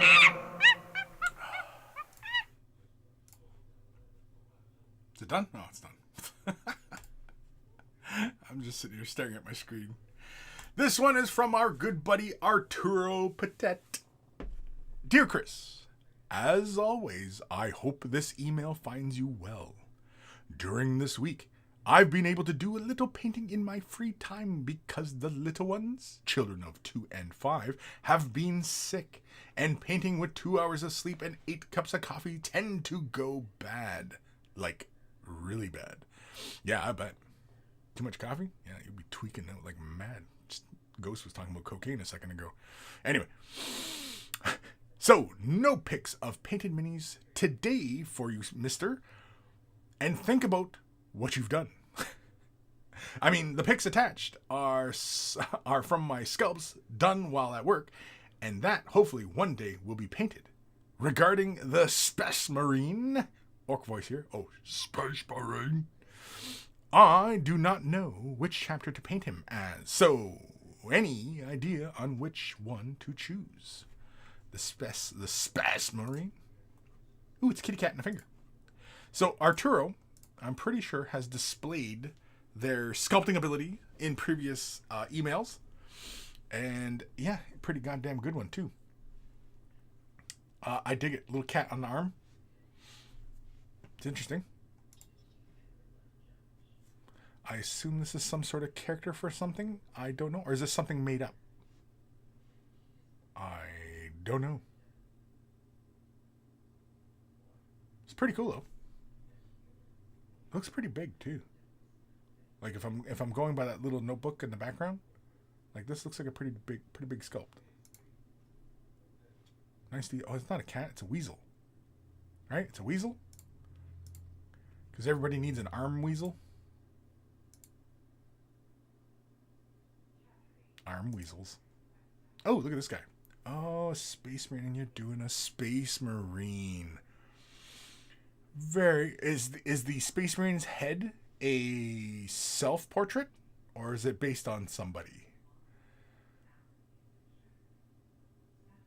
You got quite a bit of work ahead of you.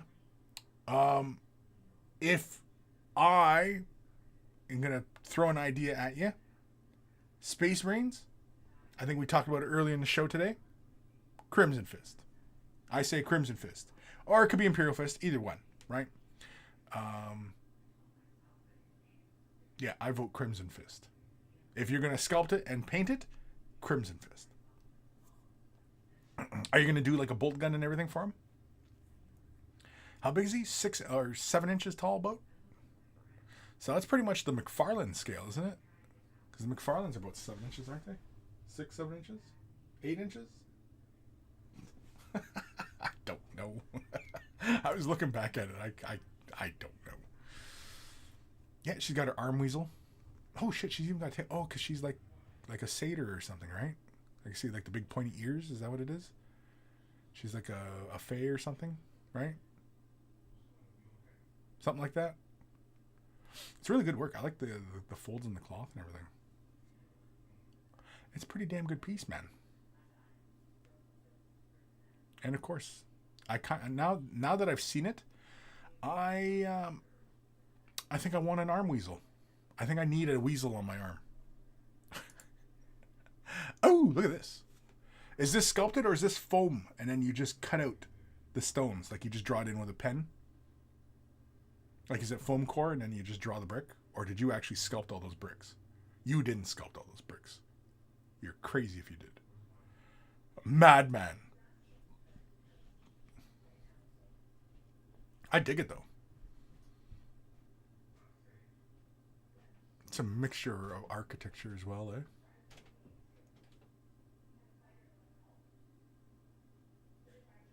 Very, very interesting. I dig it. I like it. Oh, is that it? Oh. Oh, I thought there was more pics. Oh. Well, thank you, Arturo, for the email. The sculptures look great. You've put something in my brain now. I want an arm weasel. I want a weasel on my arm to ward off evil, right? Space Marine, I'm going to throw it out there. Crimson Fist. I think you should do him like a Mark 10 armor, but your version of a Mark 10 Stern Guard. There's no Stern Guard. Stern Guards are my favorite Space Marines. They're my favorite space, not just because they're old guys, but because their armor's so interesting. And the armor of a Stern Guard Marine is like telling a story about the Space Marine, right? Because there's all sorts of things you can kind of infer from the armor, from where he got it. Was it his? What was originally part of his suit? And you know what I mean? Like, all that. Now, I don't think Mark 10 armor has stern guard. Like, even in art.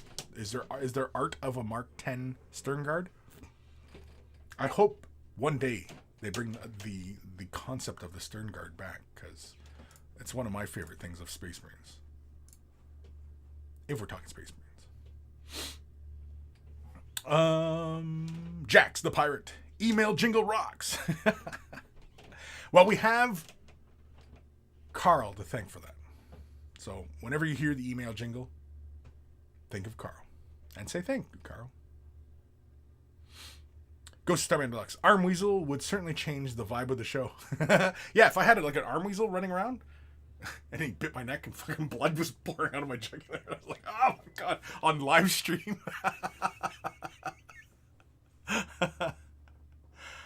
Yeah, that would be kind of weird, wouldn't it?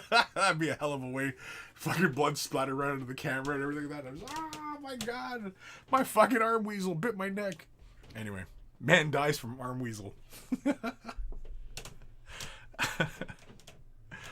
Chris Galloway. Strange, my Instagram hasn't shown up in your feed. It has the hash the way. There's no the. That's probably why it's not showing up, Chris. Take the out. It's just hashtag weight of the brush, not the. I probably should put that back up on my screen. I used to have it all the time. Use the hashtag weight of the brush, but I probably should put that back up on the screen. Because, yeah, there's no the. Brian Ford.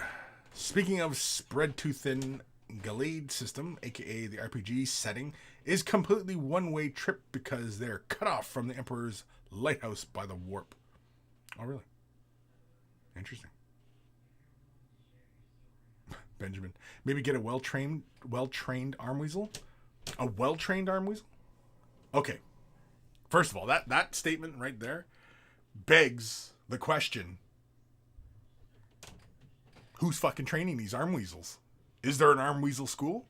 Is there somebody out there going, he's a good boy. He'd make a perfect Arm Weasel. Like, is there an Arm Weasel school? And if I get a Weasel, can I bring him to one of these training facilities and have him trained as an Arm Weasel? Like, just specifically an Arm Weasel, right? Because you can also have the Shoulder Weasel. You could also have the Thigh Weasel, right? And you can also have the Spice Weasel.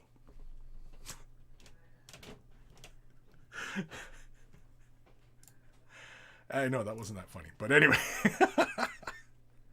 There's a Futurama reference for y'all. This one is from Mr. Gell B. Being a wild gay noodle man? Gay noodle man? Wait, you're calling me a gay noodle man? Okay. I mean, I don't take any offense to the gay part. But the noodle man? Well, not even the man part, just the noodle. The noodle? You're calling me a noodle? Doesn't make any sense. Took a much needed break from the interwebs to fight the big sad. The big sad?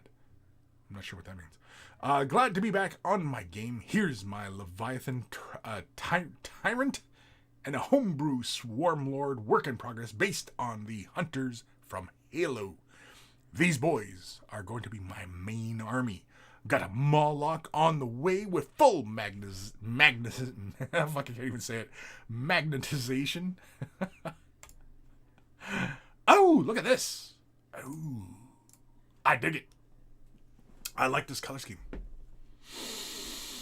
I like the brighter orange. Very warm orange. With the almost navy blue. With light blue highlights.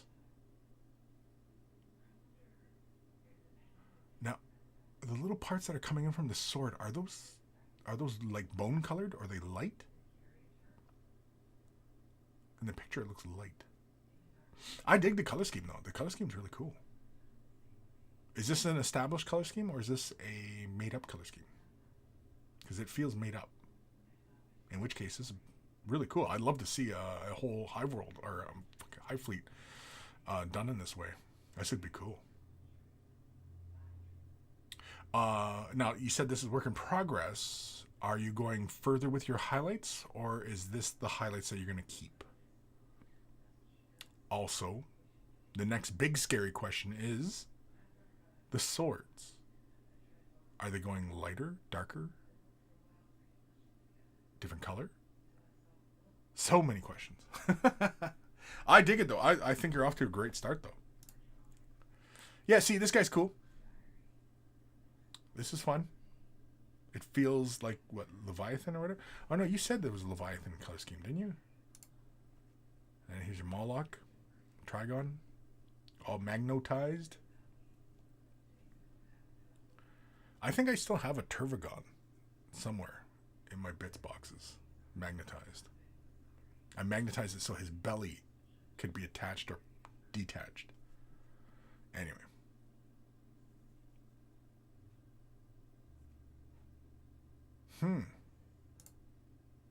See, I like your painting here. This is really good painting here. I love the texture on the carapace. I like the color, the depth. I like the way you treated the horn, or the scything talon. I like this color scheme, though. If you can do this for all of your Tyranids, I think that would be really something. Because I like that intense orange with the darker blue. Like it's having fun playing within the realm of complementary colors, but you know, it displays some mastery of color theory, of course, right? Playing within, you know, complementary colors, because oftentimes people will warn you against using complementary colors on, you know, color schemes for Warhammer. I don't think so. I would disagree. I mean, you could use straight up 1-to-1 colors, you know, that are complementary, but it is more fun to play around with, you know, those values. You know, for example, like you've got here, you got a brighter orange offset by the darker blue. Now, if that blue was brighter, then yes, it would look a little funny. But because you went with the darker blue, it makes that orange even more intense. And I think that's a really nice choice.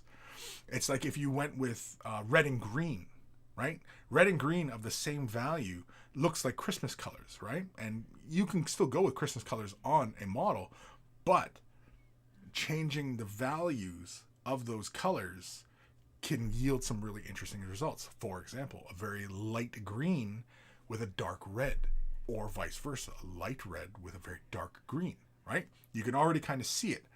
Yellow and purple, right? Going with a very dark purple with a pale yellow. A very saturated yellow with, you know, a light purple, right? Or even a yellow that's pushing more towards oranges and browns, like getting darker, and then a very pale yellow or pale purple, right? Again, you can play around. And even once you start getting into the weeds about complementary colors, and even the mixtures of complement or colors, and to find the complementary of it, is also another fun exercise. So if, for example, if you were playing around with a blue-green, okay, well, just knowing the complementaries, right? Blue-green, what's your complementary color? Right? It's a red-orange. Right? It's just a lot of fun. It's just a lot of fun playing around with those kind of ideas, right? So, like, for example, if you were playing around with, like, a blue-green, like Alpha Legion, right? Alpha Legion has that blue-green predominant color. Then you go with a red-orange color, high or low in value, as a spot color on the model. And that would make all those elements pop, which explode, because that's what complementary colors do.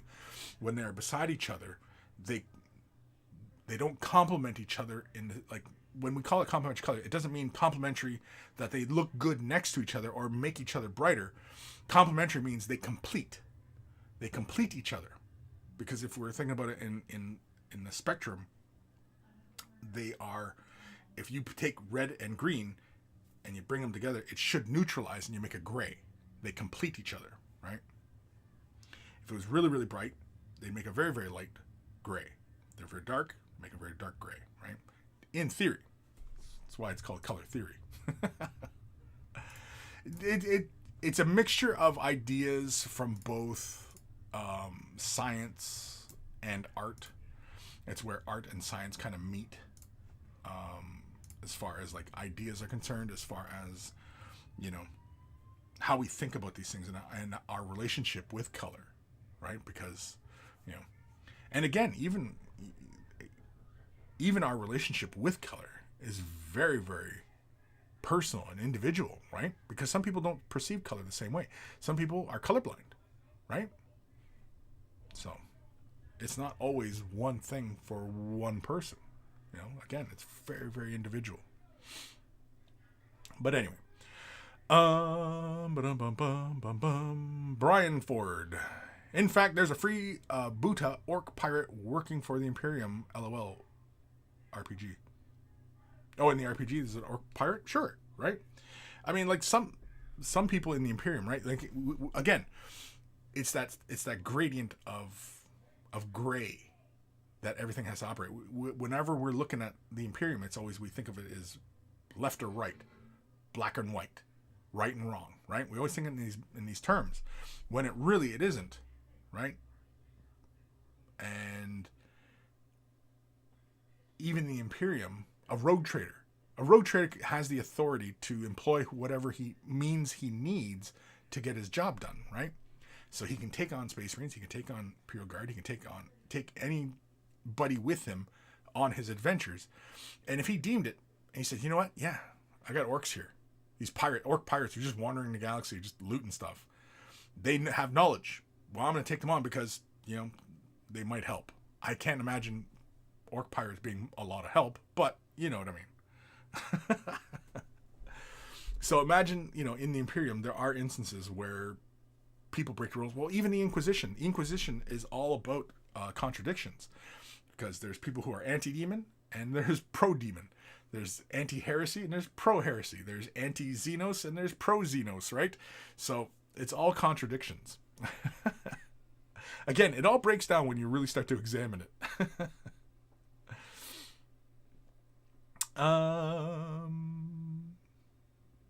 Where the hell am I? Ghost Star Man. Thigh Weasel seems dodgy, not gonna lie. A thigh weasel? Yeah. He'll bite your knob.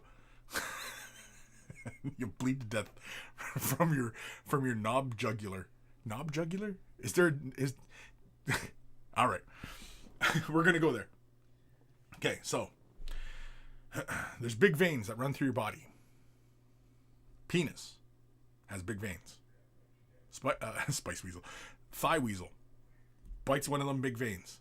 Could you bleed to death from a from a thigh weasel bite to the big vein on your big vein? Could you die? I think you could. If you didn't get help, you just fucking bled out. Yeah. Especially because, I mean, like, if you're just bleeding, right? You're trying to stop the bleeding. You know. Then of course all that friction and movement, you're just gonna exacerbate things, because then it's blood's gonna start flowing to that area, and then all of a sudden you're losing more blood. So, you know. It's all bad. It's all bad. A thigh weasel biting you in the nub. Yeah, it's all bad. It's all bad. Benjamin. Bam. Knock it up a notch. Yeah, exactly. Jobs left nut. Episode 386. My life would be so complete if I had an arm weasel. You get an arm weasel. You get an arm weasel. Everybody gets an arm weasel. Gelby, I used Jakaro orange base with Fugan orange shade. The carapace is Cantor blue. I intend to make a glowing green gradient for the swords and eyes to represent the fuel rod cannon of the hunters. The fuel rod cannon of the hunters. Green on those, yeah? Okay.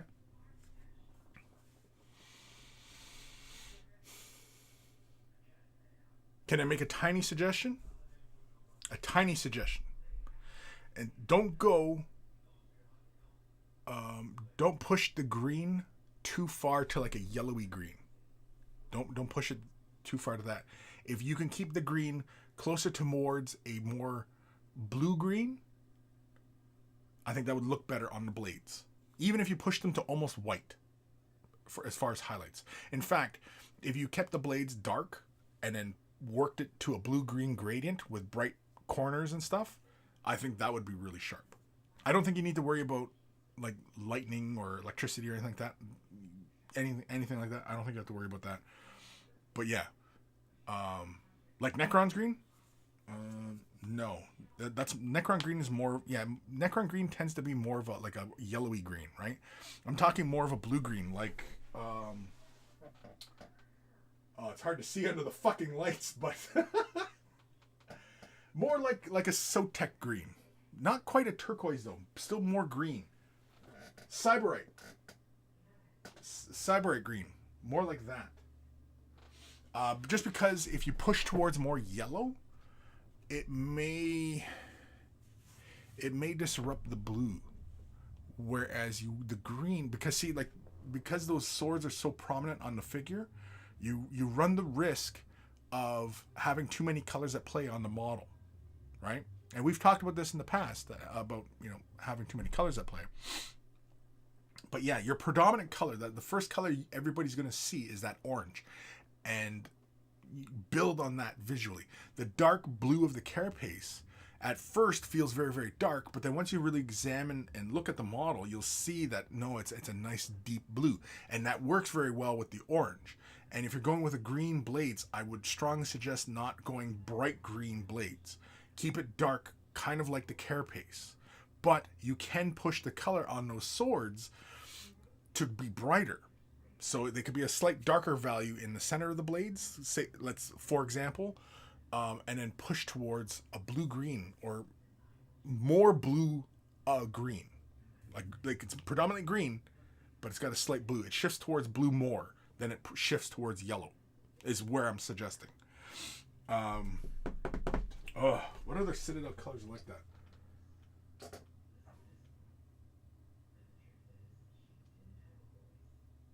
It's hard to find it. I'm afraid you might have to mix it. Like take something like Warpstone Glow, add a little bit of Techless Blue or the mid-tone blue, not McCraig Blue, not Cantor Blue, a mid-tone blue. Add that to that. So you start off with your mid-tone value, and then you can always add dark blue to it, or you can always add a light gray to it, but you don't want to have it too saturated. That's basically what I'm concerned with, is the amount of saturation you're building towards. And if you build towards a very warm green, then it's gonna conflict with that nice warm orange you have, and the warm orange should be the focus of the Tyranid. The carapace, nice blue, and I'm sure under sunlight and your house lights and everything like that, like it all feels very balanced. And yeah, I would not go very bright on those swords. You can go bright on the highlights, but the overall vibe of the blades, I would keep them fairly subdued. And I would not introduce color that will conflict with that nice blue orangey you got going on in the rest of the model. I would knock saturation out of the blades. So that, and any other elements, except the eyes. The eyes can be, glowing light blue, right? Like lightsaber blue in the eyes. I think that would work very nicely as well. But that's some ideas. I don't know. Do whatever you like. It's your models, your paint job. But yeah. Ghost of Starman, depends on how bad the bite is. Yeah. Pebcac Central, vein slowly, artery a lot quicker. Oh, okay. Right. So in the PP, is there a main vein? I mean, we call it the main vein, right? But if a weasel bit it, would you bleed it? If a weasel bit you on the main vein, would you die? An arm weasel, or a thigh weasel, I should say. The arm weasel has no business being around there. Thigh weasel, yes. Ghost of Starman. If he only lightly nibbles, then you might live, but you're still at a high risk of infection. If there was any major damage, you'd probably be screwed, though. Or it'd be the end of your screwing. And, yeah. Yeah, infection. Well, let's assume it's a pet. It's a thigh weasel, right? It's your pet weasel. let's assume we've gotten him all vaccinated. He's gotten his shots, and you know what I mean. He's been to the vet. His teeth have been looked at. You know, he's healthy. He's not too screwy. He's just a weasel. It's just a weasel. You know what I mean? So yeah.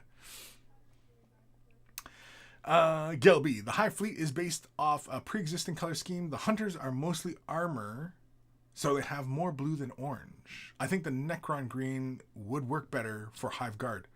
Sure, again, like I said though, it's always you when you're having these other elements on these models that you don't want to introduce too many colors. So if you're going with something with a complementary color scheme, already those two colors are going to make each other look brighter. They're already going to become very noticeable. Blue, orange, red, green, yellow, purple, right? Those are complementary colors. They, when beside each other, they will make each other look more intense. Now you can deliberately play off that and change those values. You can deepen, darken the color, saturate, desaturate, right? Which is why oftentimes in a lot of models, you have other elements that are more neutral, right? You got browns, you know, right up to bone, like dark brown right up to bone. You have dark gray right up to a light gray, right? Those are very neutral colors. They don't really play with our eyes too heavily, which is why those devices get often used on models, because they don't pull your eye away, right? If you're serious about the painting aspect, if you're just like, I just want to work on my color scheme, well then by all means carry on. But if you are thinking a little bit more heavily about how all these things interact with each other, with the goal in the future one day to be more proficient in how you go about your painting and how about you think and how you go about thinking about these things, then yeah. Chris Galloway, if you're a masochist, imagine it turning you on, then you bleed out quicker. Think non-sexy thoughts.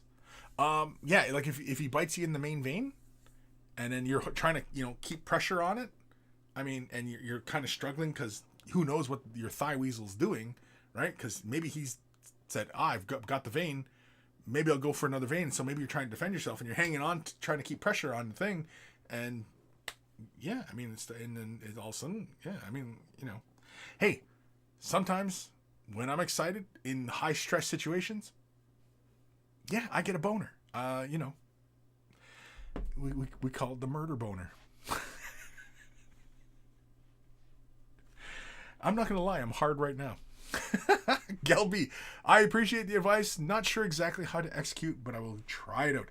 Yeah, like another way you can go about the swords is to go with a grays or go with bone, light or dark, right? Not pushing towards too much yellow or, you know, too heavily on, well, brown. The first colors you often see in brown is typically the yellow or the red. We often ignore the blue for whatever reason. We don't really see blue and brown, but to make brown darker, you can add more blue to it and it shifts towards more blue, but it's still a brown, right? But it gets darker. But anyway, yeah. That's another option for those swords. Instead of going green, you could go a neutral color, right? Brown or a gray, or play around with any of those colors as well. Because browns, like I said, you can add more yellow, you can add more red, you can add more blue.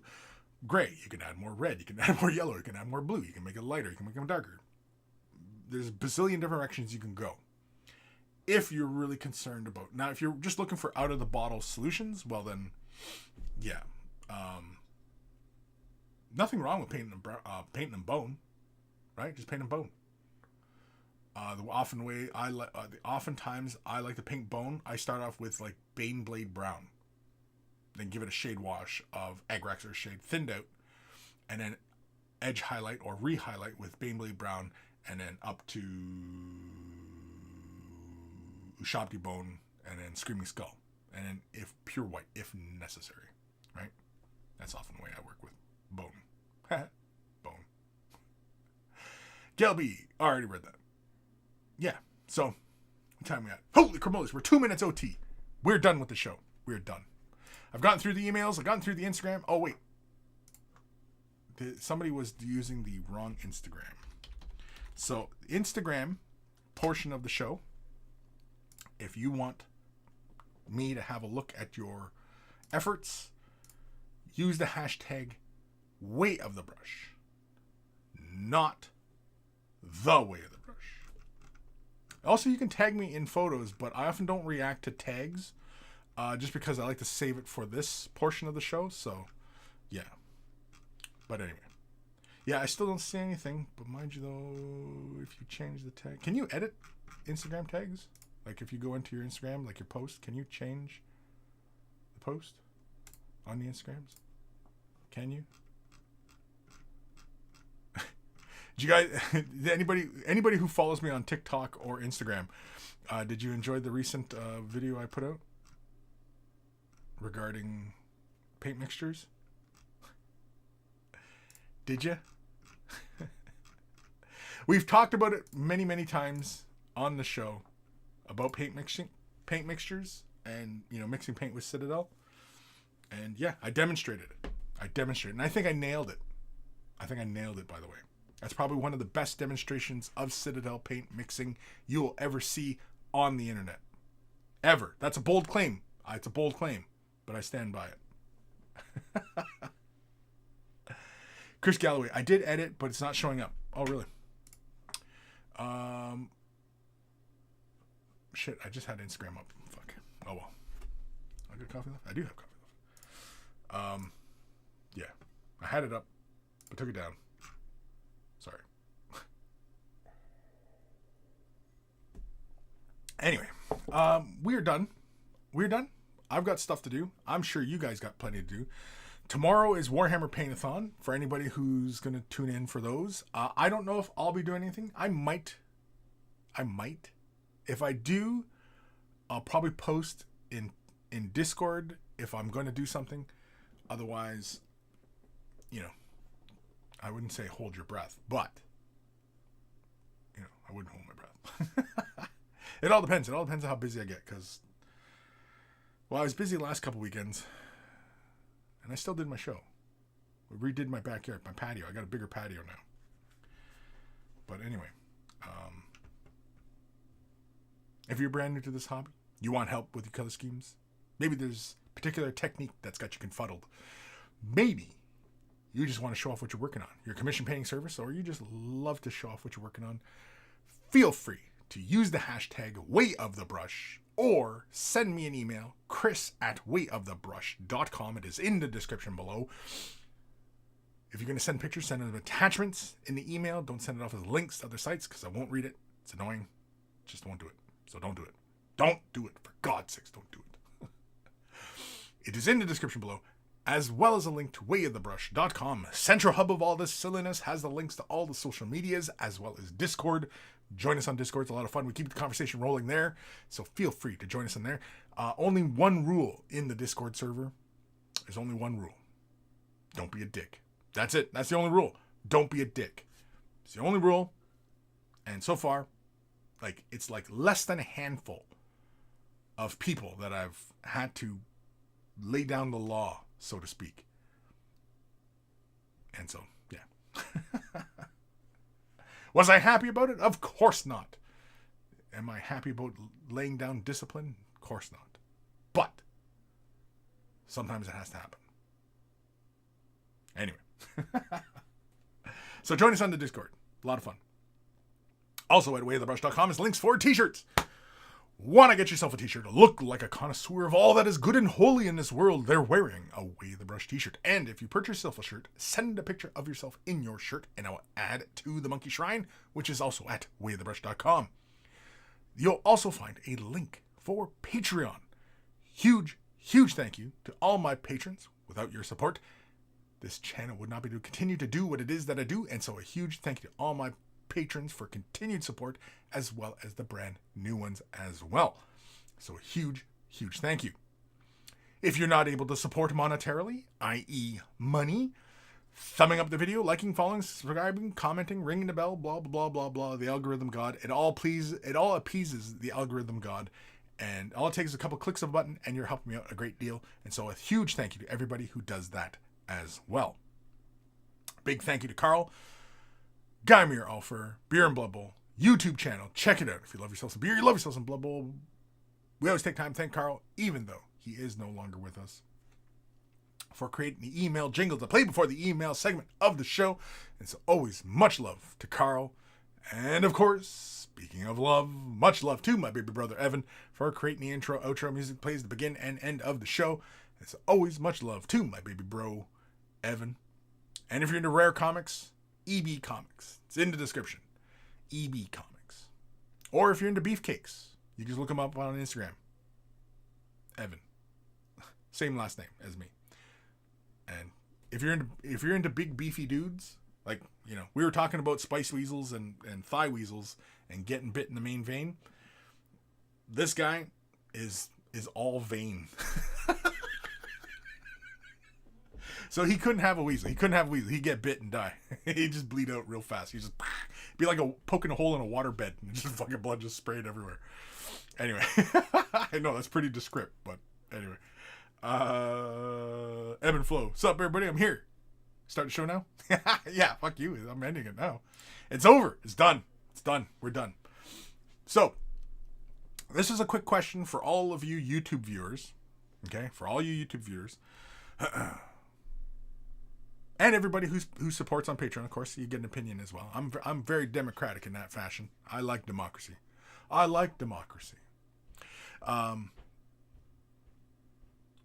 YouTube memberships. Thinking about turning it on. Should I? Shouldn't I? I don't want it to conflict with my patrons. So I want it to be, you know, enticing, but I don't want to pull away from my Patreon support. Unless, of course, maybe through Patreon I offer more things, maybe. I don't know. But it would pretty much give everybody access to all the stuff that patrons get access to, but it might be the support tiers will stay with Patreon and not so much with the YouTube, although the YouTube does make it kind of easy as well. But what do you guys think? Should I turn the memberships on? I mean, I'm probably going to do it anyway, but what do you guys think?